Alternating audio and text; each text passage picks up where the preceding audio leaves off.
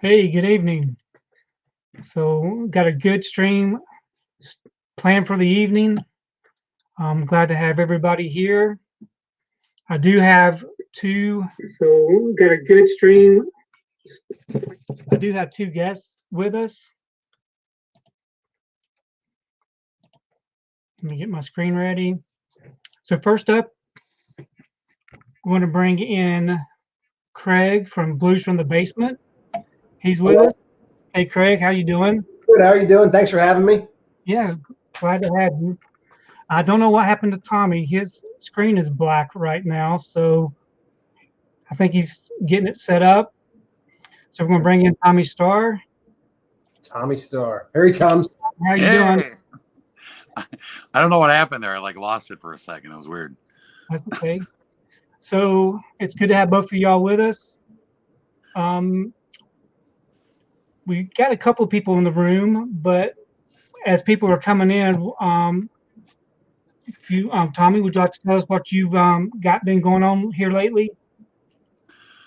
Just Video, spending hundreds of dollars on movies every day. yeah, Just taking advantage of a lot of these recent sales from a lot of the big companies. So I got some good stuff coming in the mail. yeah. Those sales are wiping my wallet out. Also, Yeah. I think Shout's got a sale going on right now with their Shout Select. We did the Warner Archive sale Yep. and the Kino Kino. sale. Yep. Just building up that Kino collection and yeah.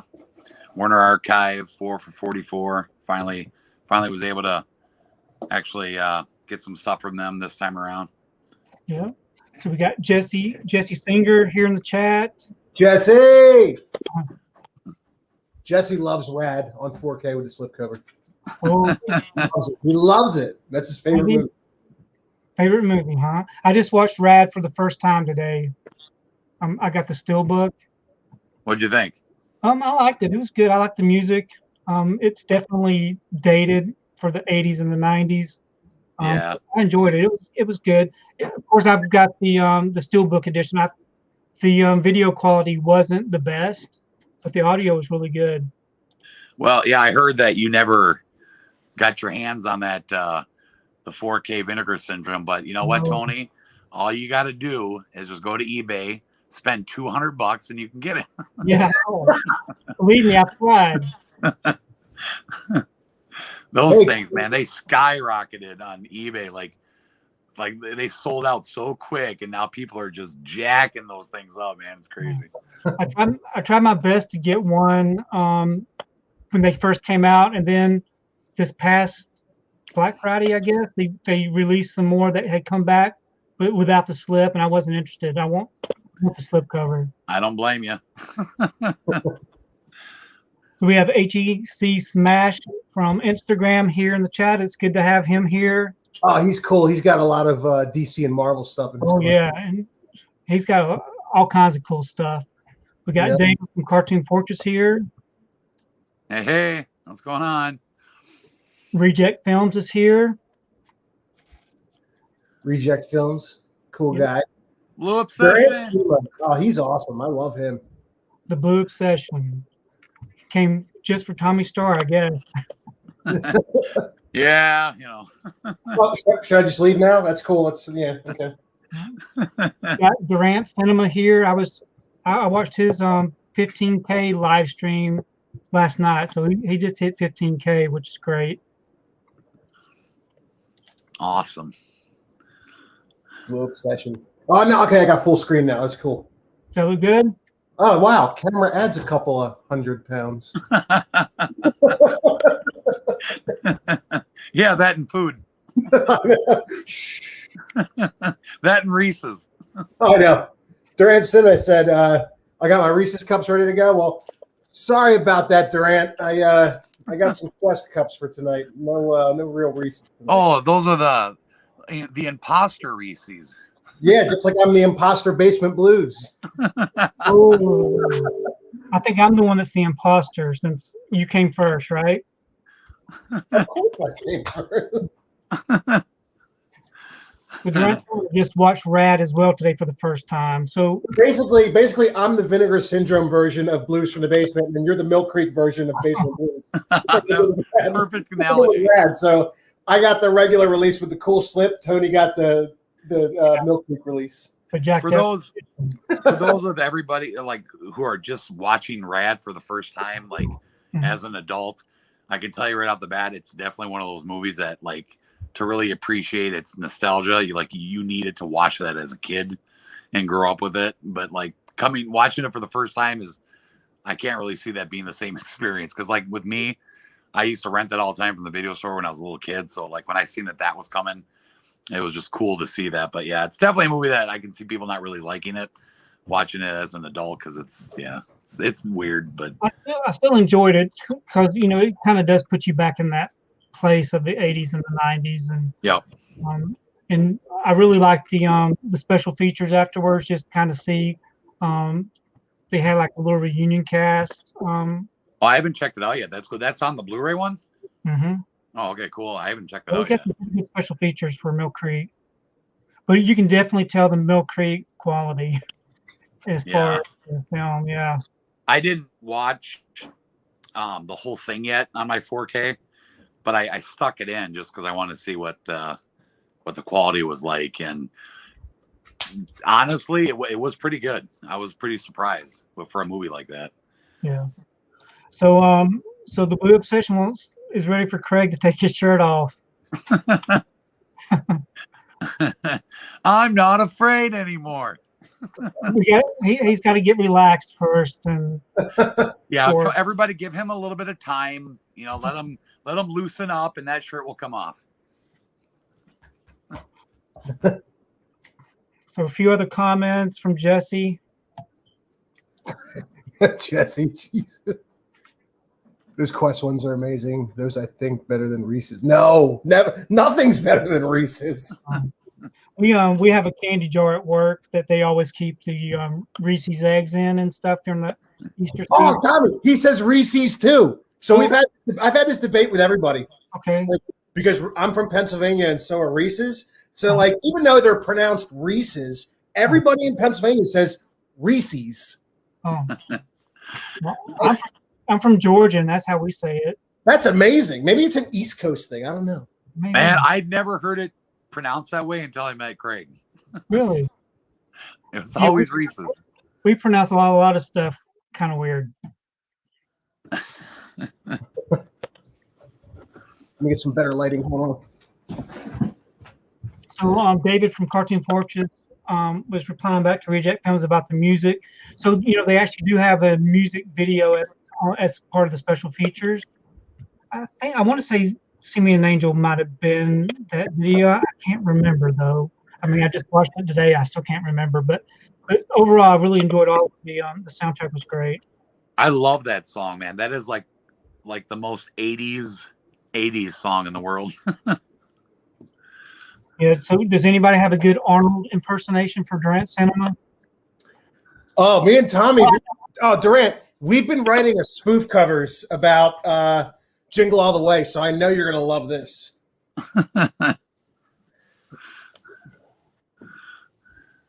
But either way, I mean, we got some good ones planned. Yeah, well, I don't know if anyone here knows what spoof covers is besides Blue Obsession and Tony, and maybe Durant knows them. I think he's seen our Home Alone ones. But we got an Arnold one coming. You got another one coming, so that's something we can look forward to, huh? Yep. Well, obviously it's hard for Craig and I to do them unless we're together. You know what I mean? So, but I'll be going to see Craig in 2 months, so we got lots planned. So yeah, a lot of calories to consume. Yeah. y'all haven't. I know I watched a video. Was it this past holiday or was it the one before, where you went to visit? I guess it was the year before. That would have been 2019, I think. Yeah, right, Craig. Yeah, because you didn't go last year, did you? No, I went last summer. I went 2019 and 2020. Oh, did you? Okay. No, me going to see you. What's that? Me, like he was saying last time I went to see you. Oh, you came to see me in 2018 in March. Okay, yeah. Tony, I forgot. Yeah, I meant to go last year in 2020 in March, but that's because COVID started like right at that time, and then I also ended up in the hospital that week. That's with diverticulitis, so I couldn't. I had to cancel. I couldn't go. But then he came here in August, and now I'll be going back there in May. Yeah. So the image I used of both of y'all on the thumbnail. Yeah. Was from the last time y'all had that visit, right? Yep. That was August when he was here. So the Blue Obsession says that's how they say it there in Texas as far as Reese's. Nice. I'm glad. Like I always thought I was the guy that coined that term, but I guess you know, E.T. Like when I went to the movies as a kid, the snack I would always get was a bag of Reese's Pieces, and that's how I remember them. Just like E.T., right? Yes. Isn't that funny that E.T. originally they wanted M&Ms and they backed out, and then they went with Reese's, and now they're like M&M like regretted it.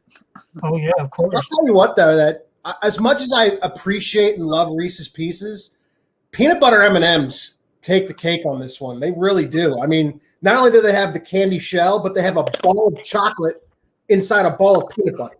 That's good. That just wins it right there. They have a thin candy shell. Surprised you didn't know that. I think your brain is a thick candy shell. Hey, something big we got to talk about here, man. Tommy Boy coming to 4K. I saw that. Holy cow. I hope it's a slipcover and a steelbook. Yep. You know, I got the steelbook from FYE during, I guess, October maybe. Yeah. It's a yellow steelbook. But I never could get one without a dent in it. I ordered it 5 times, and every one of them came dented. Oh, bummer. So somebody, I don't know if it's the postal service or somebody didn't like the fact that I was getting the steelbook. So Durant Cinema says Home Alone is trash. Any response to that? Oh, can you block him, Tony? Get Okay, him out of here. Durant Cinema. Let me go over all the Arnold movies that are trash. Terminator 3. Terminator, what's that one? Genesis, Terminator, what's the new one that just came out? Dark Fate. Terminator Dark Fate. Yeah, that's all I could think of. I liked Dark Fate. Can we, since we're on the topic of Arnold, can we talk about our top 3 favorite Arnold movies? Okay, go ahead. All right, number 1, Predator. Predator's always number 1 for me. And I think Durant can agree with that one. Number 2, Tommy, I think you'll agree with me on this one. Jingle All the Way. I love it so much. I know it's like not one of his better movies by critics, but Jingle All the Way holds a special place in my heart. I love that movie. I agree. Every Christmas. And number 3, I always get crap for this, but the original Terminator. I like it better than T2. I like how the first Terminator is almost like a slasher. Yeah. Yeah. I agree. Yeah, Tommy, what's your 3? Tommy? My number 1 would have to be probably Commando. It's always been a favorite of mine, which is why I spent $80 on a freaking slipcover. $81. Oh yeah. And then I would probably say T2. But I go back and forth between that one and Terminator 1. But I think in the end, I'd probably go with T2. I don't know. I think I saw that more when I was younger than the first one. But and then third, probably Kindergarten Cop. Wow, we don't have any of the same crew. Yeah. So mine would be T2, then the original Terminator, and then Kindergarten Cop. Those would be my 3. I actually saw every one of those in the theater when they were released, which is great. Really? That's cool. I think I might have seen Terminator 2 in the theater. I can't remember. That would have been a cool experience. Yeah. But then again, my all-time favorite movie in the whole world is Kindergarten Cop 2. I've never seen Kindergarten Cop. Oh, it was so bad. I put it on. I watched it for about 15 minutes and I turned it off. Yeah. Horrible. So we have Tony has 9 fingers in the chat. Hey, Tony. Now there's two Tonys in here. Yeah. Peanut M&Ms are live. Holy shit. His face is all covered in mud. Holy shnikes. Of course, we know that, Dranson. I mean, is there a human being in this world that doesn't love Home Alone? I mean, come on. So Fright Rags. I know that I was talking to Craig earlier today about his Halloween 4 T-shirt. I actually don't own any. I don't own any cool T-shirts like that. Where do you get your T-shirts at, Craig?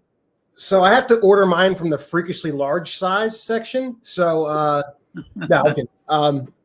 I order a lot of them from guttergarbs.com because their shirts actually fit me better than Fright Rags does. Like Fright Rags, the way they're cut almost come up as a belly shirt on me. I don't know why. Maybe it's the material that made them long enough or something, but like Gutter Garbs make the perfect fit for me. And I don't have to go up a size and feel guilty. So especially when you wash them one time, then they shrink even more. Oh, I hate that. No, this is a first time wear for me. I had this for a couple weeks now. So I know it's never going to look as cool when I wash it. Yeah, I know. Wash it. So yeah, there's Gutter Garbs who's got some great stuff.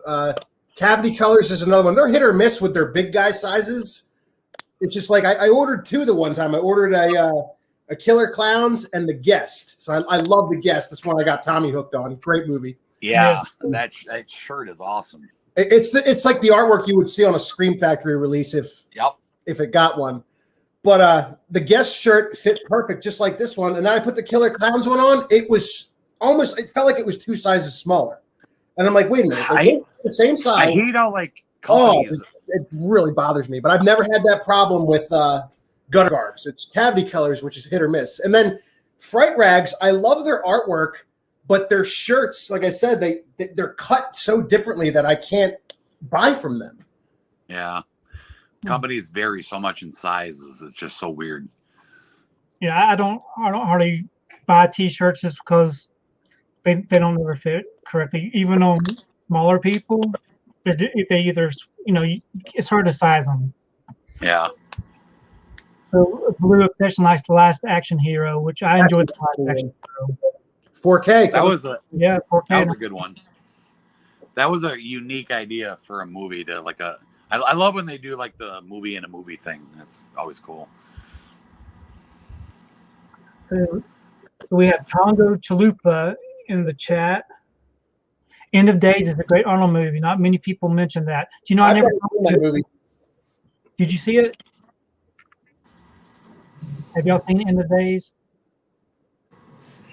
Yeah, I like End of Days. It's like the closest thing you can get to a horror movie with Schwarzenegger. Yeah, I think I actually have it too. I've never seen it. It's pretty good. So Jesse Singer's 3 top favorite: Terminator, Running Man, and Total Recall. So I watched Total Recall back when they just released the Steelbook. I can't remember. Anyway, they released it last year. They released it to 4K. 4K, yeah. And I got to watch it again. I hadn't seen it since I saw it in the theater when it was released, so I really enjoyed it. It didn't age as well as I thought it would. Yeah, it's got some pretty memorable parts and stuff. It's another one I grew up on. It's funny. I always feel that that's like an 80s movie, even though it's like 90, I think. But it's like, like those 1990 movies that just came out of the 80s that still kind of feel like an 80s movie.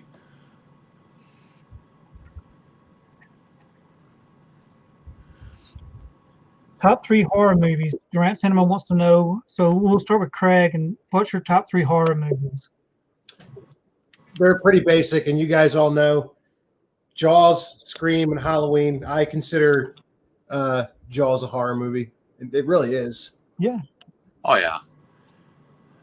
What about you, Tommy? I would say, well, number one would be like it's definitely number one is definitely Friday the 13th. I mean, like sometimes I just look at it as like the franchise in a whole, but Obviously, my favorite one is Part 6, Jason Lives. But that'll always be my favorite horror movie. And then number 2 would probably be 1990 It. And then number 3, I would probably say, it's so hard to rate horror movies. Probably Texas Chainsaw Massacre, the original. Yeah, that's a good one. Did you like the remake though for Texas Chainsaw Massacre? Yeah, what was it, 2003 or whatever when that came out? That was a great remake. That one and the prequel that they made to it. I love both of those movies. Yeah. What do you think about Texas Chainsaw? I probably like that movie a lot more than most people do. I don't know why. I mean, there's a lot of flaws as far as like, because, you know, it's supposed to be a part 2 to the original, you know, and so there's a lot of like continuity errors and stuff in that movie between the first and that one. But I mean, I get the people that don't like it and why they don't like it and stuff, but I don't know. I enjoyed seeing like a older Leatherface. You know what I mean? I thought that was kind of cool. Yeah.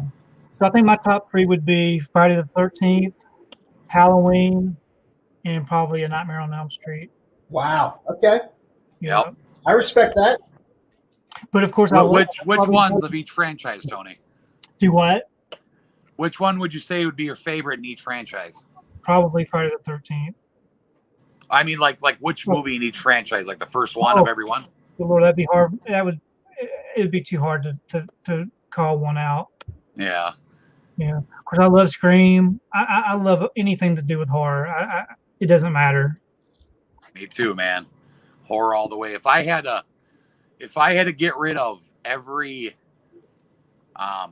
genre of movies that I have and I could only keep one, it obviously would definitely be horror. Yeah. Did any of y'all see Psycho Gorman? No, but I picked it up and I've heard like what I've heard about it just sounds so cool. It's like a family horror movie with like R-rated kills. Yeah, I loved it. It was great. It was definitely I really enjoyed it. I watched it just the day before yesterday, and then as soon as I watched it, I had to hand it out to some people at work that I wanted to see it. But I can't wait to check it out. Yeah, definitely get it if you haven't got it. So, do y'all like Maggie? Never seen it. Me neither. Never seen it. I own it. I just never seen it. Yeah, exactly. So you know, has anybody, like either one of you or anybody out there ever seen Aftermath with Schwarzenegger? That's a cool one. Like he plays a very different character than he normally does. Like he plays like a basically like a vulnerable old guy. And long story short, he goes to pick up his wife and daughter from the airport and finds out they like pull him in the back and tell him that the plane crashed and his wife and daughter were killed. So he basically just finds out that his wife and daughter are killed, and then now there's like the period where he's just like dealing with it and grieving and he's just doesn't know how to react to it, and then eventually it kind of transitions like the second half of the movie where he's trying to find the people responsible for it happening and stuff. But it's a really good movie. Like people don't talk about it. I'm pretty sure the Blue Obsession has seen it, but it's a great movie. So it's just like a revenge movie. Basically, yeah. But more or less, it's like it's not really like an action movie. It's like it's not really that he's trying to get revenge on people. It's he just simply wants the people responsible to apologize. Oh, okay. Like that's all because basically he feels like nobody cares. Like they're just offering him money. Like, like, I'm sorry, here, we're going to give you, $500,000 for your loss, so you don't take us to court. And to him, it's not about the money. He's like, I don't want your friggin' money. I just, since this happened, not one person has said they were sorry for my loss or that this happened. And so that's basically, I don't know. It's a good one. I really enjoy it. Yeah. So Craig, we're going to let you answer this next question. You see that, right? Who does Craigie like more, me, David Clayton, or Jesse Singer? I hate all three of them. Me. All three of It's them. me. Yeah, Wow. Tommy was on the list. Well, I've only met Michael once. Jesse, I've met 3 times. David, I've met twice. So if we're going by numbers of meetups, I guess Jesse would take it for that one. However, Jesse's on my shit list right now because he just recently sold off a bunch of his collector's editions. Now, granted, they are the Hammer titles, which me and Tommy talk about how we'll never watch those ones. Maybe David's in first place right now because he has all the slips. Well, this is what Michael thinks about Jaws. Jaws is not a horror movie. Michael, I respect your opinion, but to me, it always will be. Well, here's the deal with when it comes to that. Obviously, I put anything I consider horror down here. We all know that horror has tons and tons of subgenres. You know what I mean? So like anything that falls in the subgenre category of horror, I keep it horror. So whether it's comedy horror, sci-fi horror, thriller horror, slasher, creature feature, whatever, like crime horror, suspense horror, anything that can fall in a subgenre, I consider horror. So like Jaws, like you look at that opening scene and it's the girl swimming out to the buoy, and all of a sudden there's an unknown shark or an unseen creature just starts dragging her around. She's screaming and gasping for air. Like that terrified me as a kid. Like that scene was so scary.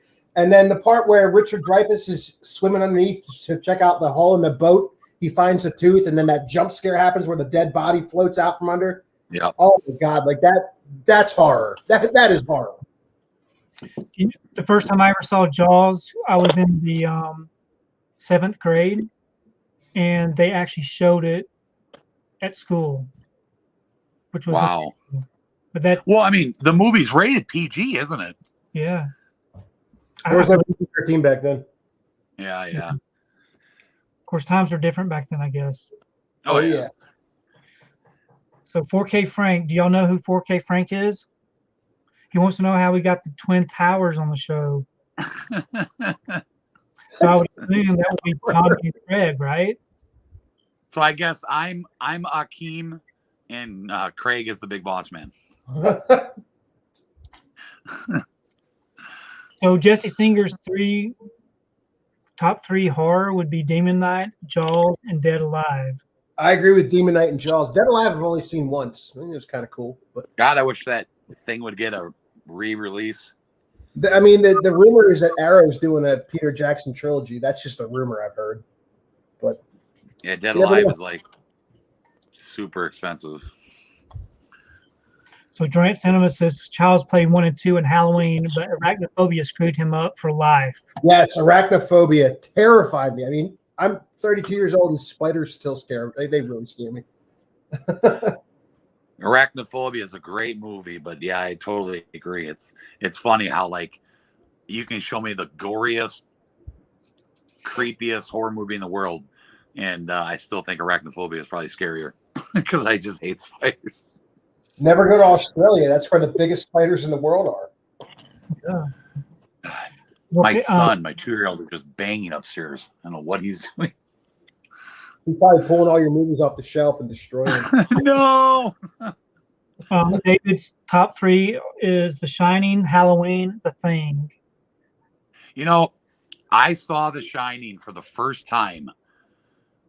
Like, what was it? It was before it came to 4K. I watched it, I think, like 2-3 years ago for the first time in my life. And all I can say is, God, I was missing out. Like, oh my God, The Shining. After watching The Shining, it definitely made its way into my top 10 horror. Such a great movie. It's just, and what took me so long, being such a horror freak, what took me so long to watch The Shining, and in my personal opinion, I'm pretty sure you guys have as well, but I think for a 70s movie, I think it's 70s, right? Yeah. 1980. Oh, 1980. Yeah, I always make that mistake. Yeah, you tell me that every time. But still, 40 years old, and I thought that 4K transfer was beautiful on The Shining. Yeah. It's definitely atmospheric. I mean, you feel even after you've seen the movie, after you're done watching it, you still feel that whatever I don't know. Yep, I get what you're saying. The Thing is coming to 4K.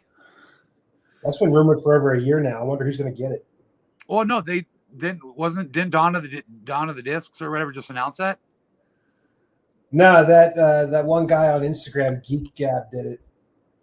So that wasn't real? No, I mean, it's been rumored and like I think confirmed on 4K in like some foreign countries, but I don't know if it's going to be a boutique release or if Universal's going to do it themselves. But yeah, I always assumed that ScreamFactory would put it out. Yeah, I would even take an Arrow 4K too. Yeah, I figured you'd seen that, Kirsten, the Aftermath. Well, what's your opinion on Aftermath? Did you like it? Well, speaking of Arnold, now that we're on the topic of Arnold, can we all agree that Stallone has the better filmography, but I think Arnold's movies are more fun? Like Stallone's been around a lot longer than Arnold has. Stallone's been around since the 70s. Arnold kind of popped up. I mean, besides Pumping Iron, he pretty much popped up in the early 80s with Conan and everything. Yeah. But I think Stallone's got some better movies. Stallone's definitely got some better, a better filmography for sure. Oh, God, that is so hard. I mean, at the end of the day, I would have to go with Stallone over Schwarzenegger.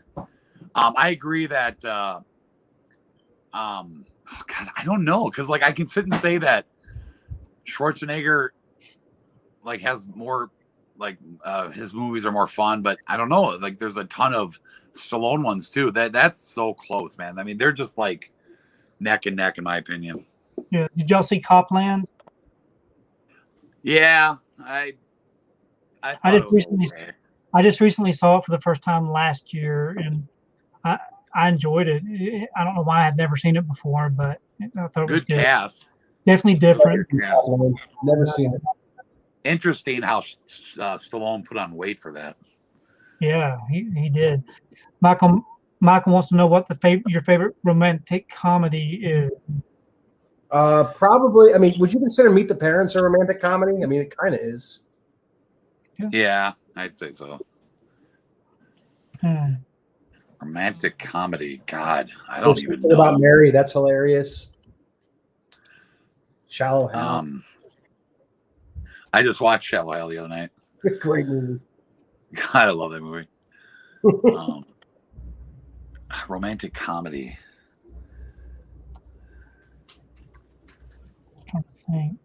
That's all Michael McNeil. Would you consider Clueless a romantic comedy?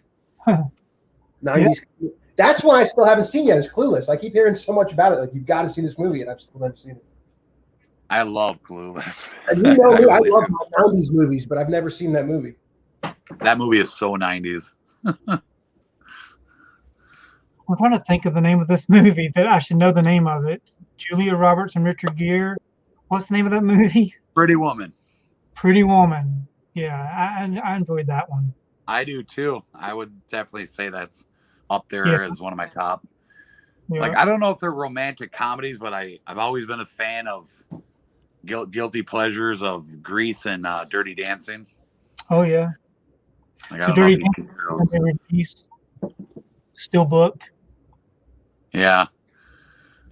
Yeah, that's, you and I both were kind of talking about how that Steelbook, it's a nice Steelbook, but it sucks how they use the same cover as a slipcover. Right.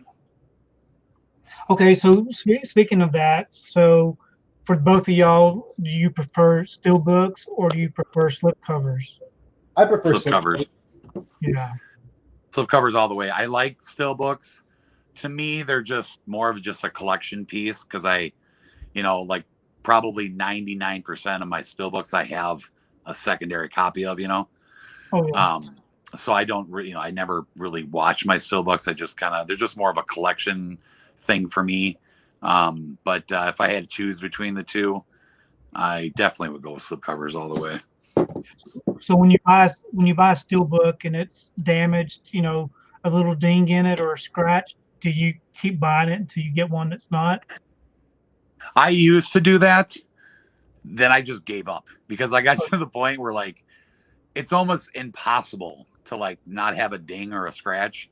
Yeah. So like in the beginning, I was so picky about it, and then I just finally just gave up and just like, you know what, I'm never gonna find something that, I mean, to get a perfect steelbook is almost impossible in my opinion. Hard. So I'm just like, unless it's really bad, like if it's really really bad, like super noticeable, yeah, I'll go exchange it. But if it's a little ding or a little scratch, as much as I hate it, I hate it. I just say whatever. Yeah, it almost gets me to the point where I don't even want to collect the steelbook anymore. You know, it's aggravating. Yeah. Especially those like sets. Like that's I mean, that's the most irritating is like when, you know, like the Ramble set that came out and like, yeah, like those boxes are always all dinged because, you know, those security devices they put on them and everything, like just completely destroys them. Yeah, the Rambo set that they just did last year was a beautiful set, but very, very hard to find one that didn't have a dented case. Yep. Same way with Lord of the Rings and the Hobbit trilogies that they did. I missed out on them. So what's your favorite Denzel Washington films? Training Day. Training Day? That's a good question. He's definitely one of my favorite actors. Out of Time is a good one. I would say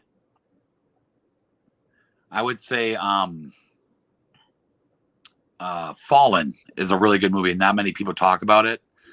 It's like a kind of like a thriller, I guess, almost like a horror, you could call it. It deals with like evil and like demons and stuff like that. But that's a really cool movie. And then I love The Taking of Pelham 1, 2, 3. Oh, like good. I could watch that movie over and over. Yeah. I'd have to go with Training Day also. I gotta go black here for a second, you guys. Okay. So Scott Merkel wants to know who has watched the least out of their collection. That would probably be me, just because there's so much stuff. I think I probably have watched the least out of my collection. I've definitely watched the least amount of ScreamFactory collector's editions. You know, I just wanted to buy them all to complete the set. Most of them I have seen. There's probably about between 20 and 30 left I still have to watch, like the Hammer titles, some of the Cronenberg ones. I still haven't seen From Beyond yet. I heard that's pretty cool. Yeah. But yeah, a lot of those movies I had on VHS or DVD growing up. And so you've already seen the movie, so you just haven't opened yeah, up. I've already seen the movie, but even some of them I haven't even watched on Blu-ray yet, but I already have it, so I've seen it. But everything I have displayed and everything that I have saved in my a lot of stuff I have in bins right now because I don't have enough room. But I just buy stuff besides ScreamFactory. I buy the movies that I loved growing up. Like when I look at my regular like comedy, horror, drama, action, whenever I just I can blindfold myself and pick a movie and be like, it doesn't matter which one it is, because I know I want to watch it because they're movies I want to watch. Yeah, something that I want my collection to define me. Right. I've been watching a movie every day since Christmas. So every day, no matter what, I've watched a movie. And so sometimes I dip into the horror, sometimes I dip into the A24, Criterion, whatever. But I've yet to open any of my ScreamFactory collector's editions. I leave them sealed up still. You got to watch Silent Night, Deadly Night. That one's awesome. Yeah, and I've got I've got different versions of that one. I've got the 101 films from the UK. Okay, I think they used the same transfer as ScreamFactory. Yeah, I believe they did. Yeah. So, but one of these Tony, days, I got a question. Yeah, I got a question for you, Tony. Like, because this is something that's been kind of going through my mind lately. So I know you're like a big quantity guy like me. Like I just love having, all editions and a big collection. But it's crossed my mind so many times about downsizing and just kind of sticking to more just the stuff I really love. And something have you ever crossed your mind to downsize your collection or no? So back when I first started collecting, if there was an upgrade to a Blu-ray or whatever, I would downsize. But every single time I've always regretted it and buying the item back. Yeah. It's really hard to get rid of something. You know, if I had the Steelbook, I think I can sell the Steelbook because I got the 4K with a slip now. But then if I sell the Steelbook, then I'm thinking, oh, I've made a big mistake and I have to go buy it off of eBay for outrageous prices, you know. So I just hold on to everything. I just pretty much hold on to everything. I don't blame you. Every time I think about doing it, and I'll start going through my collection, and I'll start pulling titles out. You know, like, all right, I can get rid of this, I can get rid of this, and then I'm like, I can't do it. Well, you know, I do have an eBay pile that I sell on eBay, but it's usually because I bought it for a better slipcover, and so I sell the one that has the least. You know, I sell the one that has the more defect to the slip. Like, did y'all ever get what was it? The Magnificent Seven with the slipcover on 4K? I've never seen the movie. Oh, you never seen which one? The Magnificent Seven? Oh, I've never seen it either. Wow, y'all got to see it. Who's that? That's Tony, and that's Craig. Because you know, hey, buddy. Yeah. What's your favorite movie? Say, I don't watch movies. I just watch Blippi all day. Oh man, I remember that when I went out there. All right, say bye. Say bye-bye. Bye, Dodger. So as far as the 4K releases are concerned, you know, I know a lot of people are big into buying the 4K releases with the slips. Is there any of the 4K releases that you've got that you're still hunting the slip for? Well, actually, I downsized my 4K collection a little over a year ago, and I sold a lot of them to Tommy because at the time I just was thinking to myself, you know what? I'm probably not going to watch this again. So I sold foolishly. I sold off ET with the slipcover. I sold off It with the slipcover, so I got to get that one back. What's the other one? Star Wars, the Last Jedi. I sold that one. And Kong Skull Island. So those four right there, I got to get back. I also do like those movies. Yeah, what's funny is I'm just at the point where I won't, if it's a 4K that I want to get, I don't buy it unless I find it with the slip. So I never had an issue where I had something without a slip. You know what I mean? So, well, you know, they had Goodfellas was released on 4K, and it came with a slip. And I never did get it. I thought I'm just going to wait for it to go on sale. And now you can't even find Goodfellas on 4K without paying an outrageous price. Yeah, that's a tough one. It is tough. So now I just pretty much just buy it on release day. Don't worry about how much I spent on it. Back when Ghostbusters came to 4K, the original,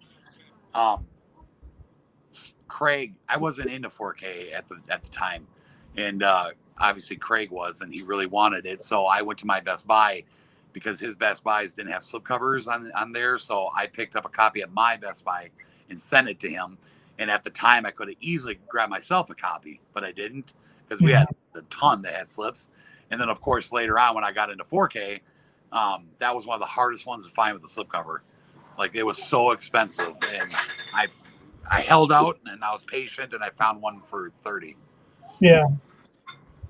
Well, Cloverfield got a 4K release, and it came with a slip, and I never did buy it. And I waited, and finally I just never could find one with a slip, and I ended up paying $40 for one with a slip. And the very next week, Walmart starts selling those things for $15 with slipcovers. So, really? Yeah. With the slip? Yeah, with a slip. I think Cloverfield, I found that out in the wild one day at Half Price Books. I found a copy with the slip for $10. Yeah. So would y'all consider Jurassic Park a horror movie? There's horror elements in Jurassic Park for sure, especially the raptors in the kitchen. Like that part terrified me as a kid. Yeah. Definitely the T-Rex scene in the rain. The part where Kind of on the fence on that one. where the Dilophosaurus opens up its neck. Yeah. Oh yeah, that terrified me. Another jump scare that got me. I mean, it would definitely fall under the subgenre of creature feature, I would say. Yeah, but I wouldn't consider it horror, but it has some horror elements. I mean, I personally don't keep it with horror. I keep it with, like, you know, my standard A to Z stuff, like as an action adventure movie. So when you categorize your collection, do you categorize it in different sections? It's I just kind of have certain categories that stand out. Like I have the horror section, I got the DC Marvel section, I got the Disney section, and then everything else. Yeah. Together is one that I call A to Z. Horror and boutique, like my boutique shelf will have ScreamFactory collector's editions first with obviously the way me and Tommy do it. Tommy actually inspired me to do this was put them in order of release from the company. So I have all my slipcovers going from order of release, and then I have the non-slips, you know, like Species 2 and Slumber Party Massacre and all of them. The Steelbooks, which we'll get into that in a minute. We talked about that earlier, Tony, the Steelbooks. Yeah. So then after the boutiques, it'll be, then there's Arrow, then there's Vinegar Syndrome, and then it would go like slipcover horror and then non-slip horror. And then on the other shelf, it would be 4K slips, and then it would go Blu-ray slips, and then it goes non-slip. It gets box sets complicated. So what do you do when you have very complicated. A double feature where the titles are different? It's not like Slumber Party Massacre, Slumber Party Massacre 2. There's a double feature that has two different titles. Do you just go by the first title? Yeah, by the first one. So like Tales from the Crypt and Vault of Horror. Obviously Tales from the Crypt come first, but I have it alphabetically. So do y'all go ahead. I just put them like at the end of my collection, like after the alphabet. Yeah. I'll just put it at the end, you know, like because I don't have a lot of them, you know, so it's just like, all right, A to Z, and then now we're at the double features that are just kind of random. Yeah, I've been buying a lot of the double features lately from ScreamFactory. Just because they've been releasing those limited edition 1,000 editions, you know. Did you ever get your hands on the Slumber Party double feature? I don't think so, no. Yeah, because that's what really. I'm noticing. A lot of people slept on that one. That was one that I jumped on immediately when the pre-order went up. Yeah, I never did. I had those on DVD for the longest time, and then the first one got a Blu-ray release, which is just because the Roger Corman Cult Classics, they made a collection of all three, and it was only on DVD. So I had those, and then they put the first one on Blu-ray under ScreamFactory, and they wouldn't do the sequels until there it is. Yep, I love that poster. So iconic. Yeah, it is. They did. So they did the Roger Corman's. That's what ScreamFactory was at first. They started out as Roger Corman's Cult Classics. Yeah. And when they were done that deal of the Corman titles, they branched off into ScreamFactory, which is cool. But they used the same transfer. They transferred that Slumber Party Massacre DVD onto a Blu-ray now, and it's all the same special features from that first release. Yeah. But that was out first for about a year and a half or 2 years, and then they finally released the sequels on Blu-ray. But that went out of print fairly quick too. Mm-hmm. I don't know if there was like a rights issue or something, but it did go out of print. Yeah. So as far as like Shout Select, do y'all purchase any Shout Select titles? Yeah, I have The Burbs, which is a cool movie. I'm surprised that wasn't a ScreamFactory. What's the other one? The one with John Goodman and the ant creature. Matinee. Matinee, I have that one. The Nutty Professor collection. I also have the Deer Hunter on 4K. Oh yeah. So you know how they number their spines on those Shout Selects? So on my shelf I got them by number, 1 through whatever. But every time it comes time for me to find a title, I can never find it because it's not in alphabetical order. Yeah, that's one thing that sucks about doing things like that, because like you never know where things are and stuff like that. So it's always a big old mess when it comes to like how you're going to organize things. Yeah. And it looks so stupid too, because one thing I hate most about Shout Select, I mean, there was a point that I wanted to get all of them, and I started to find them. And what I hate about Shout Select is that there's no, I don't know how to say it. They're all different. They have, some have slips, some don't. Some are box sets. So if you want to put them all together with numbers, it's going to look so sloppy and ununiform because it Shout is. Select is all over the place. Yeah. So That's 4K, what I hate about it. So 4K Frank, I give up. 4K Frank has seen Brokeback Mountain in the theater 3 times. I've never seen the movie. I heard it was a good movie. I've never seen it. I ended up finding that slipcover edition of it, the one with like that Universal, I think, with the flap open slip or whatever. Yeah, I have that, whatever. But I don't know. I mean, I actually heard it was a pretty decent movie. Yeah. What sucks though is that I've already heard like the whole damn story, like what happens like at the end and everything. So like, if I ever do watch it, it's not like it won't feel like a first time watch for me because I know everything that happens.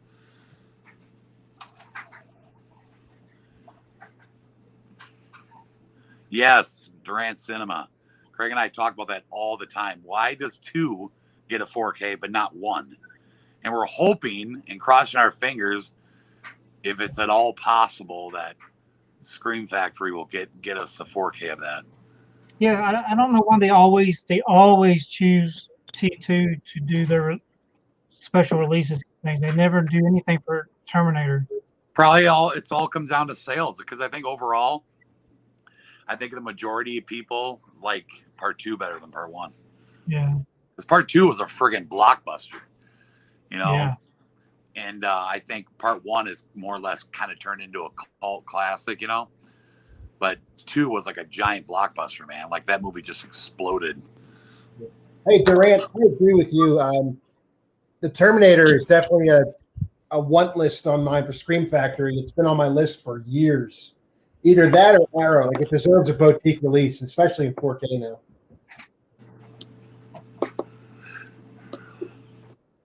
Where'd he go? What's he doing now? What's he doing now? Did y'all ever get this release? Holy shit. No, I never did. It lights up and it makes noise. It's pretty cool. What is it? Part 2? Yeah, T2. What is it? A 4K or Blu-ray? Or what is it? It's just Blu-ray and DVD. Oh, okay. Yeah. Didn't they have like what was it? Was it part 2 when it was coming to 4K? They were gonna release like this big special edition like that or something with like the hand or something. Yeah, they did. Yeah. The arm. They did. Yeah, I never did get that though. Okay. Yeah. That's cool looking though. I love that ET set that you have too. I end up. Is that an old video of yours when you did that unboxing? Oh, yeah, it's one of the first. I came across it one day and I watched it and I didn't even know that existed. And I was like, Yeah. damn, that's cool looking. So I jumped on eBay and they're really not that much right now. They're pretty affordable. I might pick that up. It's cool looking though. Can I just interject real quick and tell you that my group chat's picking on me? Michael said, Craigie looks so awkward in the stream. Tony and Tommy have their collections in the background, and Craigie's just sitting in a brown chair like in a fireplace. At least you're comfortable, right? Oh, my God. This is a big man chair. I love it. Yeah. Sitting next to a fireplace. It's not even on yet. So Billy Madison or Happy Gilmore? Well, Billy Madison all the way. I grew up watching him more than Happy Gilmore. Billy Madison's hilarious. Billy Madison for sure. So Plus, who has, Chris Farley's in it too, so I love it even more. who has the largest Blu-ray collection, Tony or Tommy? So currently I have, Tommy, how many do you have in your collection? Well, obviously, if you count duplicates, I'm over 3,000. I currently have 6,100 exactly on the Blu-rays. 6,100. Yes, yes, and I know it seems impossible, right? But you see this room here, this room to this side where those doors are, is the exact same room, but that's where my other part of my collection's at. It's like where your TV and everything is. Yeah, that's where the TV and player and all that stuff is at. But it is really no big deal. It doesn't matter what size the collection is, as long as you have the stuff that you want in it. Yeah. No, that's pretty impressive, man. That's like double me. It's really too much. So 500 Days of Summer, romantic comedy. So, Tommy Starr, are you going to be spending your stimulus check on anything good for the collection? Well, I already have. Oh, have you? I think I would say one of the big things that I've gotten so far is I finally found a good deal on eBay, which I'm sure you guys have all watched the video of the Universal Pops. Yes, I've Universal heard that. Monster Pops. Yeah, do you I've know been that? looking for that collection for years. Is it Metaluna? Metaluna? Is that what it's called?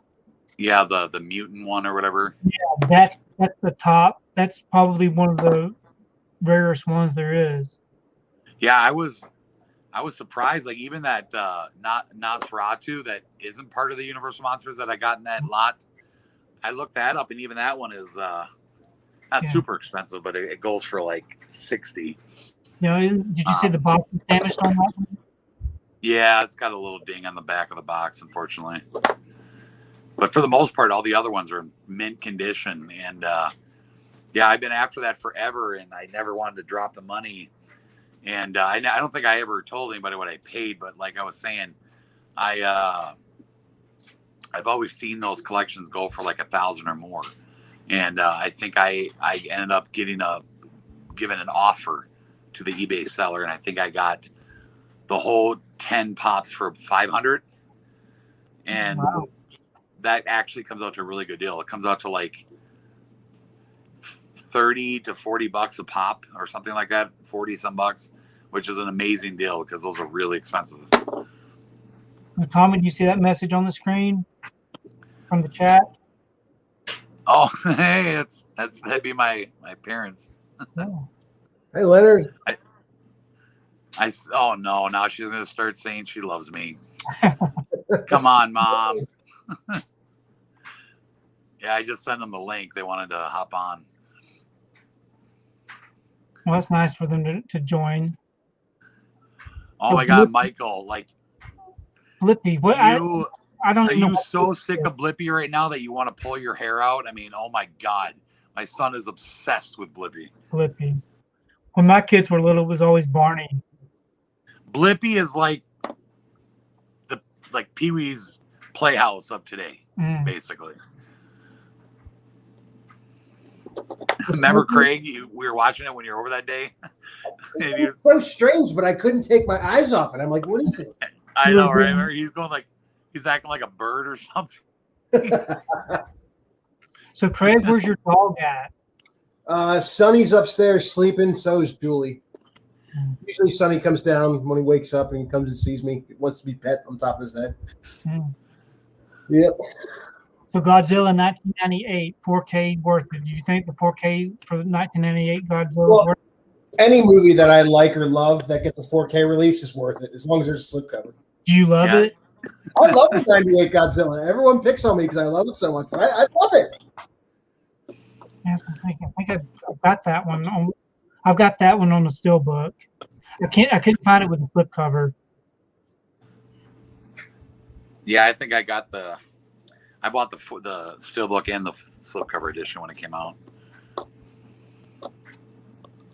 So Martinez Joe 74 is here in the chat. Stuart Fulbrook. What's up, Stuart? Hi, Stuart. Scott Merkel has the T2 set like I've got. So I wonder if Scott has his opened or not. Mine's still sealed up, unfortunately, but I feel like it's safer still wrapped up. Is that a spendy set? Well, I've got $350 on the top of it on a sticky note. So that means that when I looked it up last, that's how much it was going for. But I haven't looked it up in a long time. It may have gone down like when it Oh, came. I'm sure it has. Yeah, I'm sure it has. Do y'all have any big sets like that though? Like Planet of the Apes set, the Caesar set? I have a few. Like I've been kind of getting out of those box sets lately because they take up a lot of space and stuff like that to display. But like I got the Nakatomi Plaza from Die Hard. Do you have that? I do not. That's a cool set. I have that. I got the paint can Home Alone set. I bought one for Craig too. Yeah. So what do you have there, Craig? Well, I figured I would do this for the occasion. This is a special unboxing that I saved for this. Okay. He sent me. Oh, you still haven't opened it? No, I was waiting for the live stream. That's So awesome, man. If I can make the screen a little bit larger, will that be any better? Oh, camera definitely adds another 100 pounds. Wow. Okay, let's just do this. For this unboxing, I'm going to use my custom Scream 4 knife that I got from Andy Elms Knives. Oh, yeah. So what I'm going to do is, okay. So go ahead and unbox it and see what you got.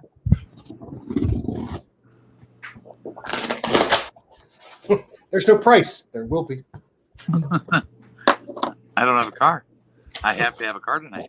Hey, no. So this is from Tommy to you? Yeah. Oh, there's orange. I already know what this is. So he sent me as part of the occasion, a Reese's pillow. Now I can put that behind my head. Oh, that feels good. Yeah, your phone.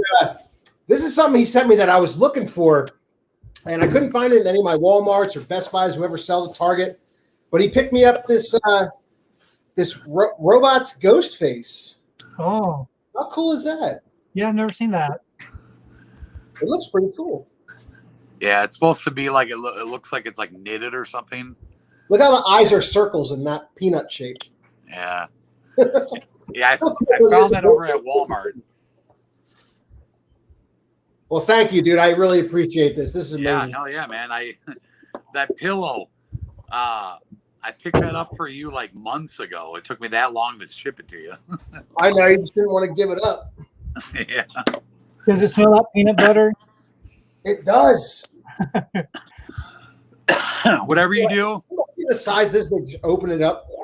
Oh, so Craig's gonna call me tomorrow and he's gonna be like, last night I dreamed I was eating a giant Reese's, and when I woke up, my pillow was gone. I'm like pulling like cotton balls out of my mouth. So Travis Neely wants to know if any of y'all do y'all ever do any kind of trades? Stuff out of your collection with someone else's? I never really have, but I would be down to if there's something I'm looking for. Yeah. But the only kind of trades, I don't know. I wouldn't really have much to trade back with because I pretty much get rid of everything I don't want if I replace it or something. Yeah. I did a trade with someone over in the UK. I sent them $350 worth of stuff.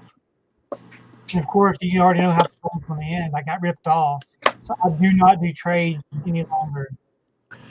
Hey, Tony, you know what I just found on eBay? I was going to ask you if you have this. You know the movie, the Disney cartoon, The Wild? Mm-hmm. Do you know that has a slipcover in UK? For the Blu-ray? Yeah. No, I did not know that. I just found it on, I had ordered from the UK. I think I paid $30 for it, but it's, because we never got a slip for it here in the US. Yeah, right. But it's, the UK has a slip for that movie, so I picked it up. Yeah. It has the logo, it has the ratings logos on it. Yeah, unfortunately. Don't you hate that? I really do.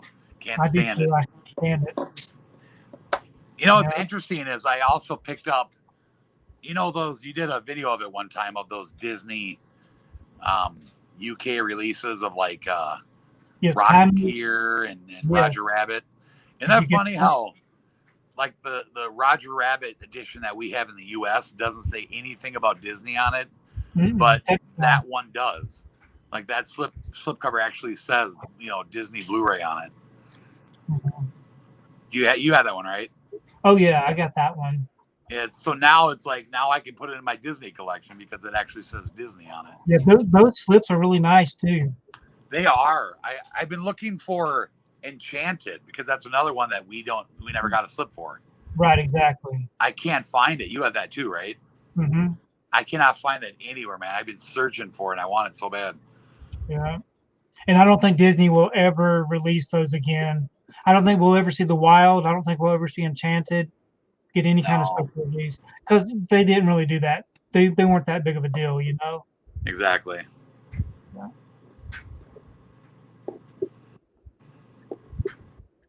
Okay, I'm just kind of going through the chat. I'm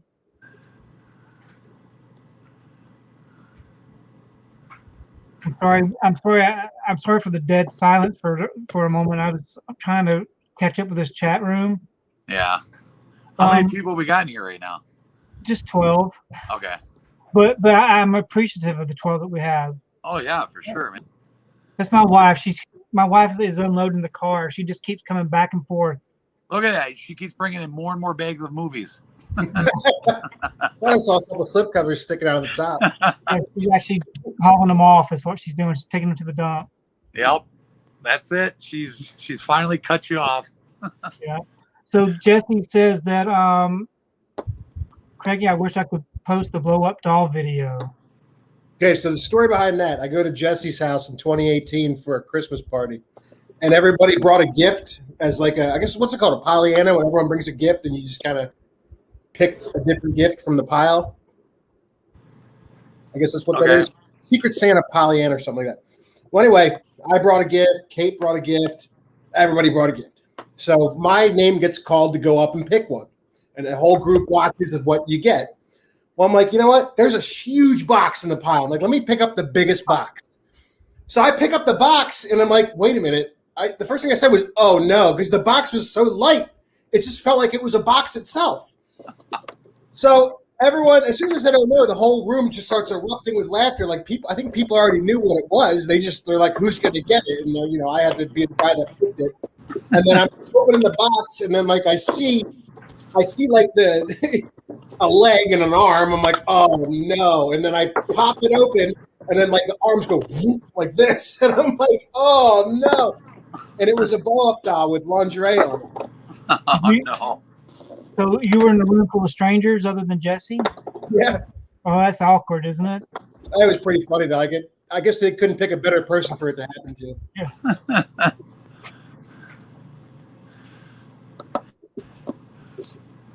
We have Movie Collector Geek from the UK. It's good to have him here in the chat. Hey.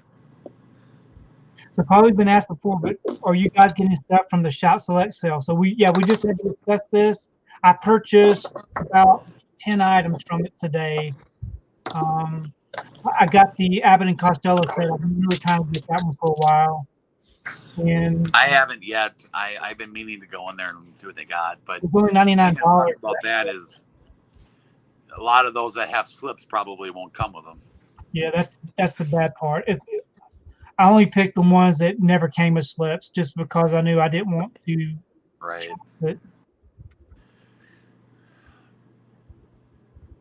Yes. So they were saying that my wife was rushing the Funkos out of the house.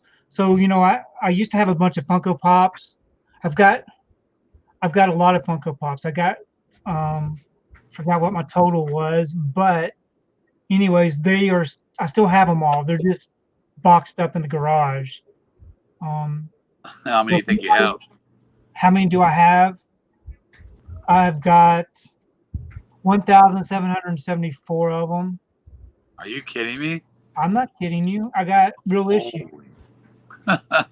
That's wild, man. So, every once in a while I'll put them on eBay, but people hardly want to buy them. I mean, they want to buy them, but they want you to give them away. Yeah. So, do you have any good Grail stuff? Most of the really good Grail stuff I've already sold. Okay. I've got a bunch of good stuff though. It just it's just a lot to deal with as far as selling on eBay is always a nightmare. I probably have a couple hundred, maybe something like that. Well, if you're ever looking for any, you know where to go.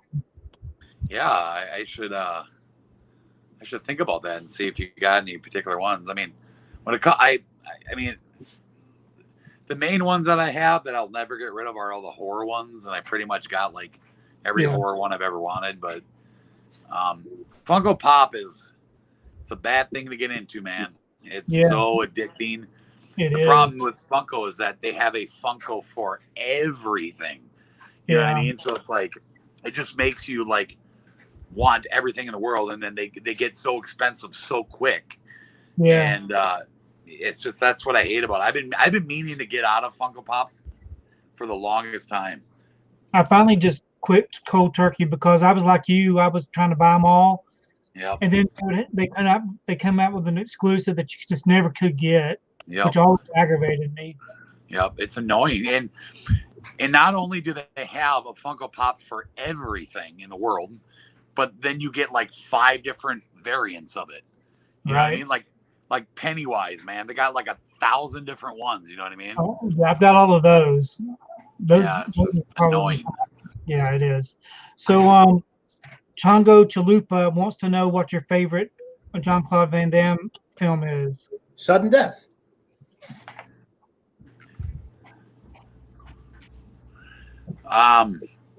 Kickboxer and Bloodsport, without question.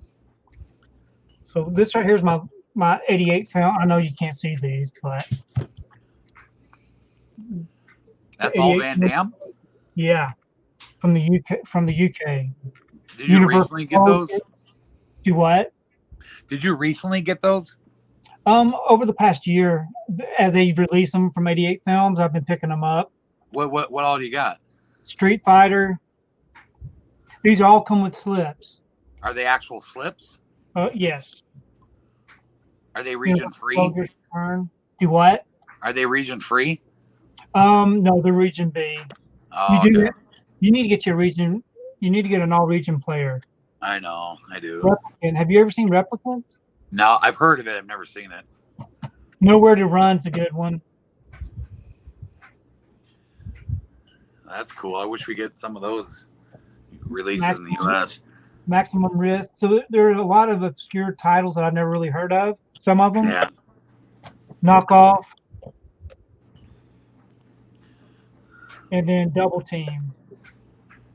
I remember that one. Yeah. That's cool. Yeah. Did you get was it the Mill Creek version of that, or what was that? Yeah, there's the Mill Creek Double version. Team. Yeah. Yeah, I love it. Was part of like the retro 90s. Yeah. Yeah.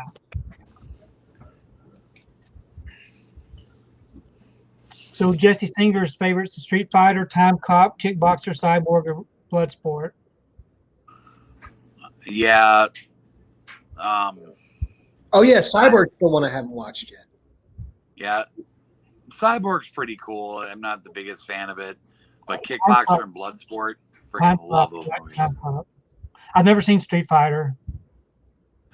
Street Fighter's pretty cool. I mean, I was a huge fan of that video game back in the day in the 90s, and so I think the movie's pretty cool. I like the Mortal Kombat movie better than Street Fighter.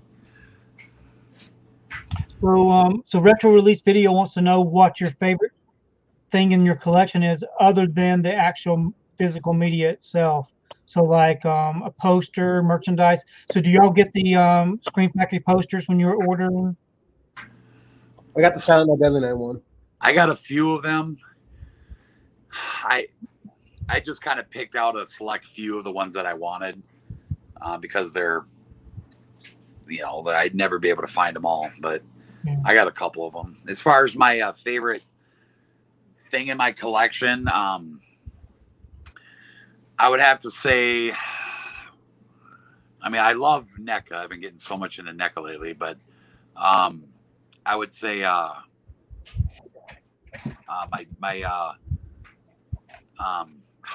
heck's it called? Trick or Treat. My Trick or Treat life-size Chucky doll. That thing's pretty cool. I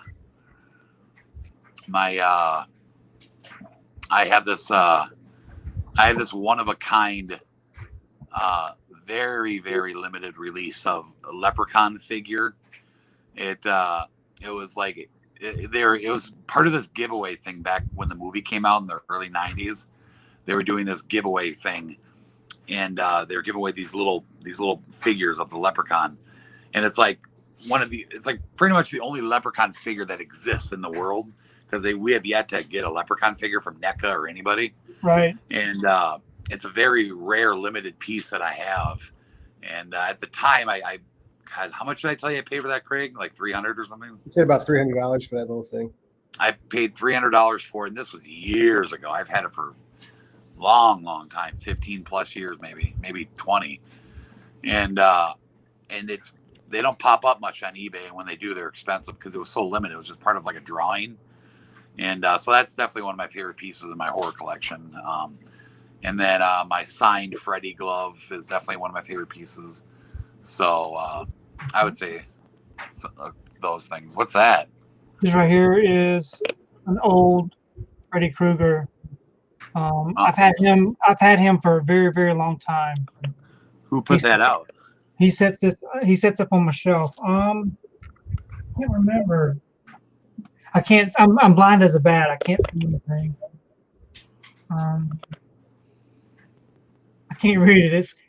It's from 1989, but I can't remember exactly where. I can't exactly remember where I got it. I used to have the Freddy doll that you pull the string and it would raises, but it finally just quit working. So it's in a box. How about you, Craig? You have anything in your collection like that? Spaz 12. Tommy's seen it. Oh yeah, Craig's the gun guy. He's got an awesome collection. Oh yeah, that and knives, right? Yeah. So the Spaz 12, the Buck 120 General. Tommy just got a Buck 120. You got it there to show him? No, it's upstairs, but I finally got my hands on it. You know, it's the knife from Scream. I just love it. Yep. And then I said this earlier. So that was. I'm sorry. Go ahead. Okay. If nobody noticed, I noticed the most random things about movies, but Scream 1 through 3, they all use the Buck 120 knife. Well, the fourth movie uses a modified version of the knife where it has a wider blade and a longer handle, so you can see the chrome knob of the knife stick out of the glove when the killer's holding it. So it just looks a lot more menacing than the first three movies' knives. But I got a replica of it. I had a knife smith make this for me. Do you have it? You have the 120 next to you right now? I don't have the 120 with me. It's upstairs, but yeah, I have the I was gonna say you could compare the size. Yeah, I mean, up close they look very similar, but the blade on this is wider, and so the handle's a lot longer too. So. I love it. Yeah, here I am showing my Freddy Krueger plastic toy, and then pulling out your knives.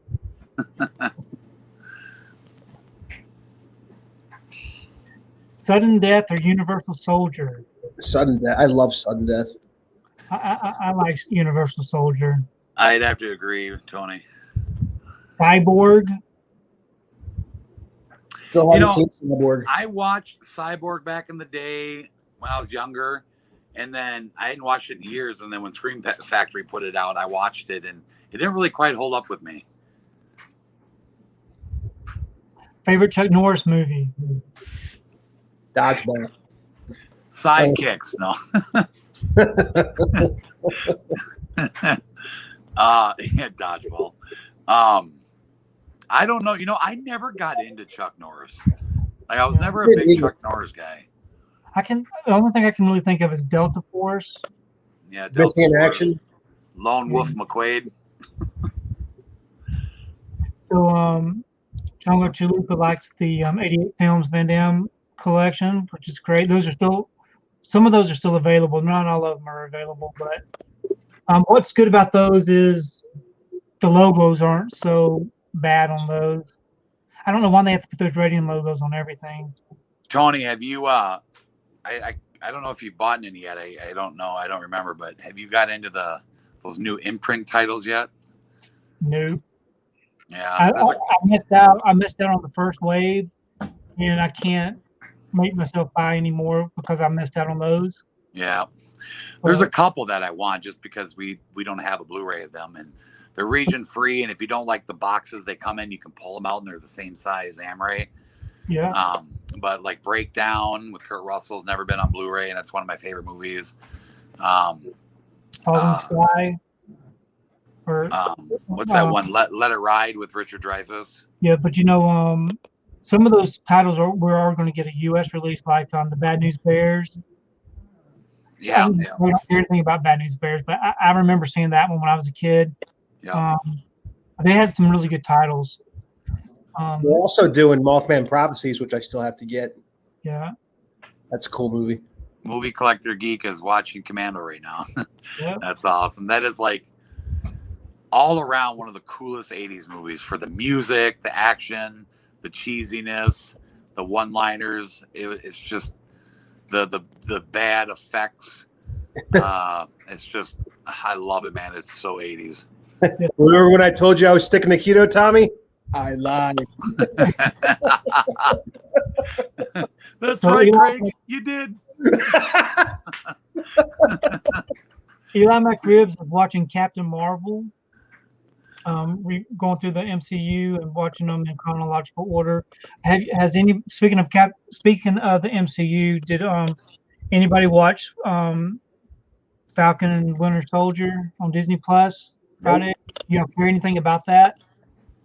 I haven't yet. We don't have it, but Jess keeps telling me that she wants to get Disney Plus.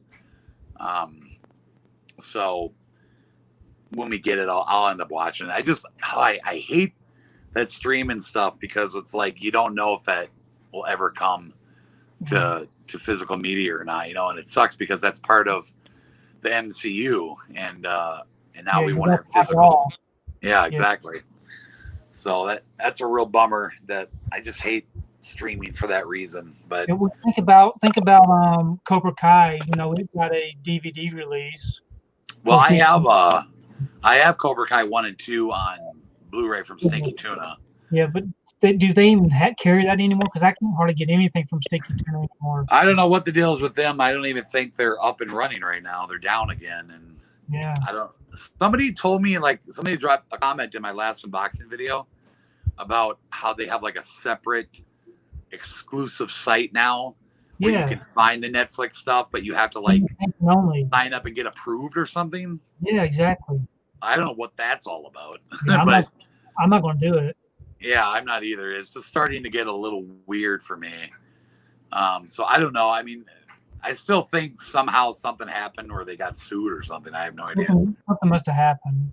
It's something big, but hey, I think you might be able to still find a few on eBay here and there, but they'll probably be spendy. Yeah. So Jesse wants to know what movie that hasn't gotten a Blu or 4K release would you like to get the most? Jesse, I have a list of these, and you probably already know that by how many times I've posted it in the Talk Movie Villains group.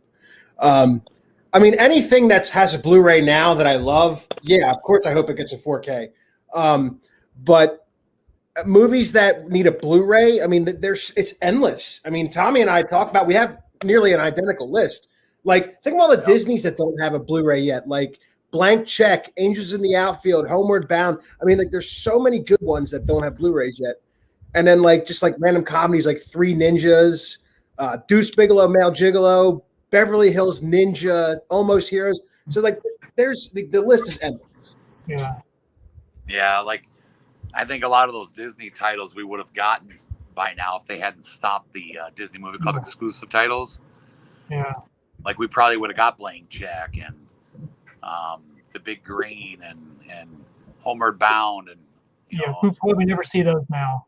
Yeah, I know. It just sucks that because I love those, man. Tony and I have every single one that they ever put out on Blu-ray, and I think it's such a cool collection. We do now, right? Yeah, because didn't you say that I know that there's that one title, but then didn't you say you ended up finding it or later or something? Like Yeah, you yeah. had it already? No, after we figured out that I was missing it, I went in and bought it on eBay. But the I thing thought you about, said that you ended up finding it, that you had it already. no.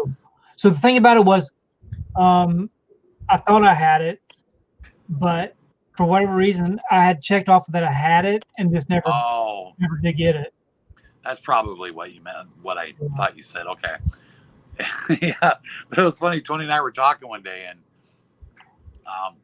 we're like comparing. And then when I was looking at his collection, I'm like, somehow I noticed that he was missing one because there's 50 of them. There's 50 of them exactly that were released. Yeah, I think you asked me how many I had, and I went over and I counted, and I said I got 49 of them. Yeah, that's right. And then I was like, "You're missing one." I'm like, "There's 50 of them." So you can see them back here. See them? Yeah, the yellow. Yeah. You and I, we were going through the list, and we were trying to figure out which one you were missing. What was it? Was it Boatniks? Yeah, I think it was Boatniks. Yeah. Yeah. I'm like, dude, you're missing one. So you had to jump online and find it. That was funny. Yeah, and I've never even seen Boatniks. I haven't either. Yeah. So that's funny. Other than Disney stuff, what other titles? I heard Craig's list about what he would like to see, but there's a lot of good movies that won Oscars, best movies, that still have never got a Blu-ray release. It's bizarre, isn't it? The Accused with Jodie Foster. There's all kinds of movies that don't have a Blu-ray release, which I can't understand why they never did. True Lies is a big one. True Lies, yeah. What's up with that? Of course, I got True Lies, and I think Tommy's got True Lies from Stinky Tuna, right? Yep. Have you watched it? Yeah, I was surprised because not all Stinky Tuna stuff is that good. Like, What About Bob? I don't know if you watched it yet, Tony, but I haven't. Horrible transfer. Oh, is it?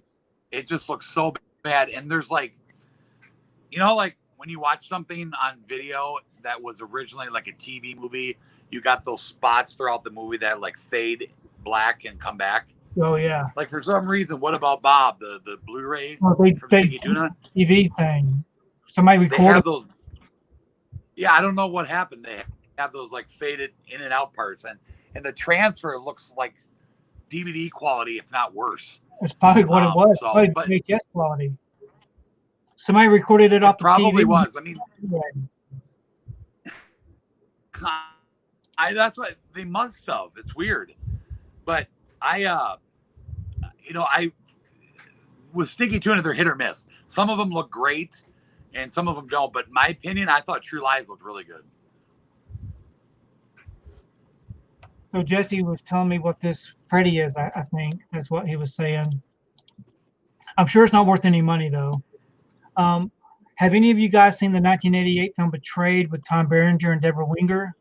Nope. Never seen it? I've seen it. It was good. I don't think it has a Blu-ray release.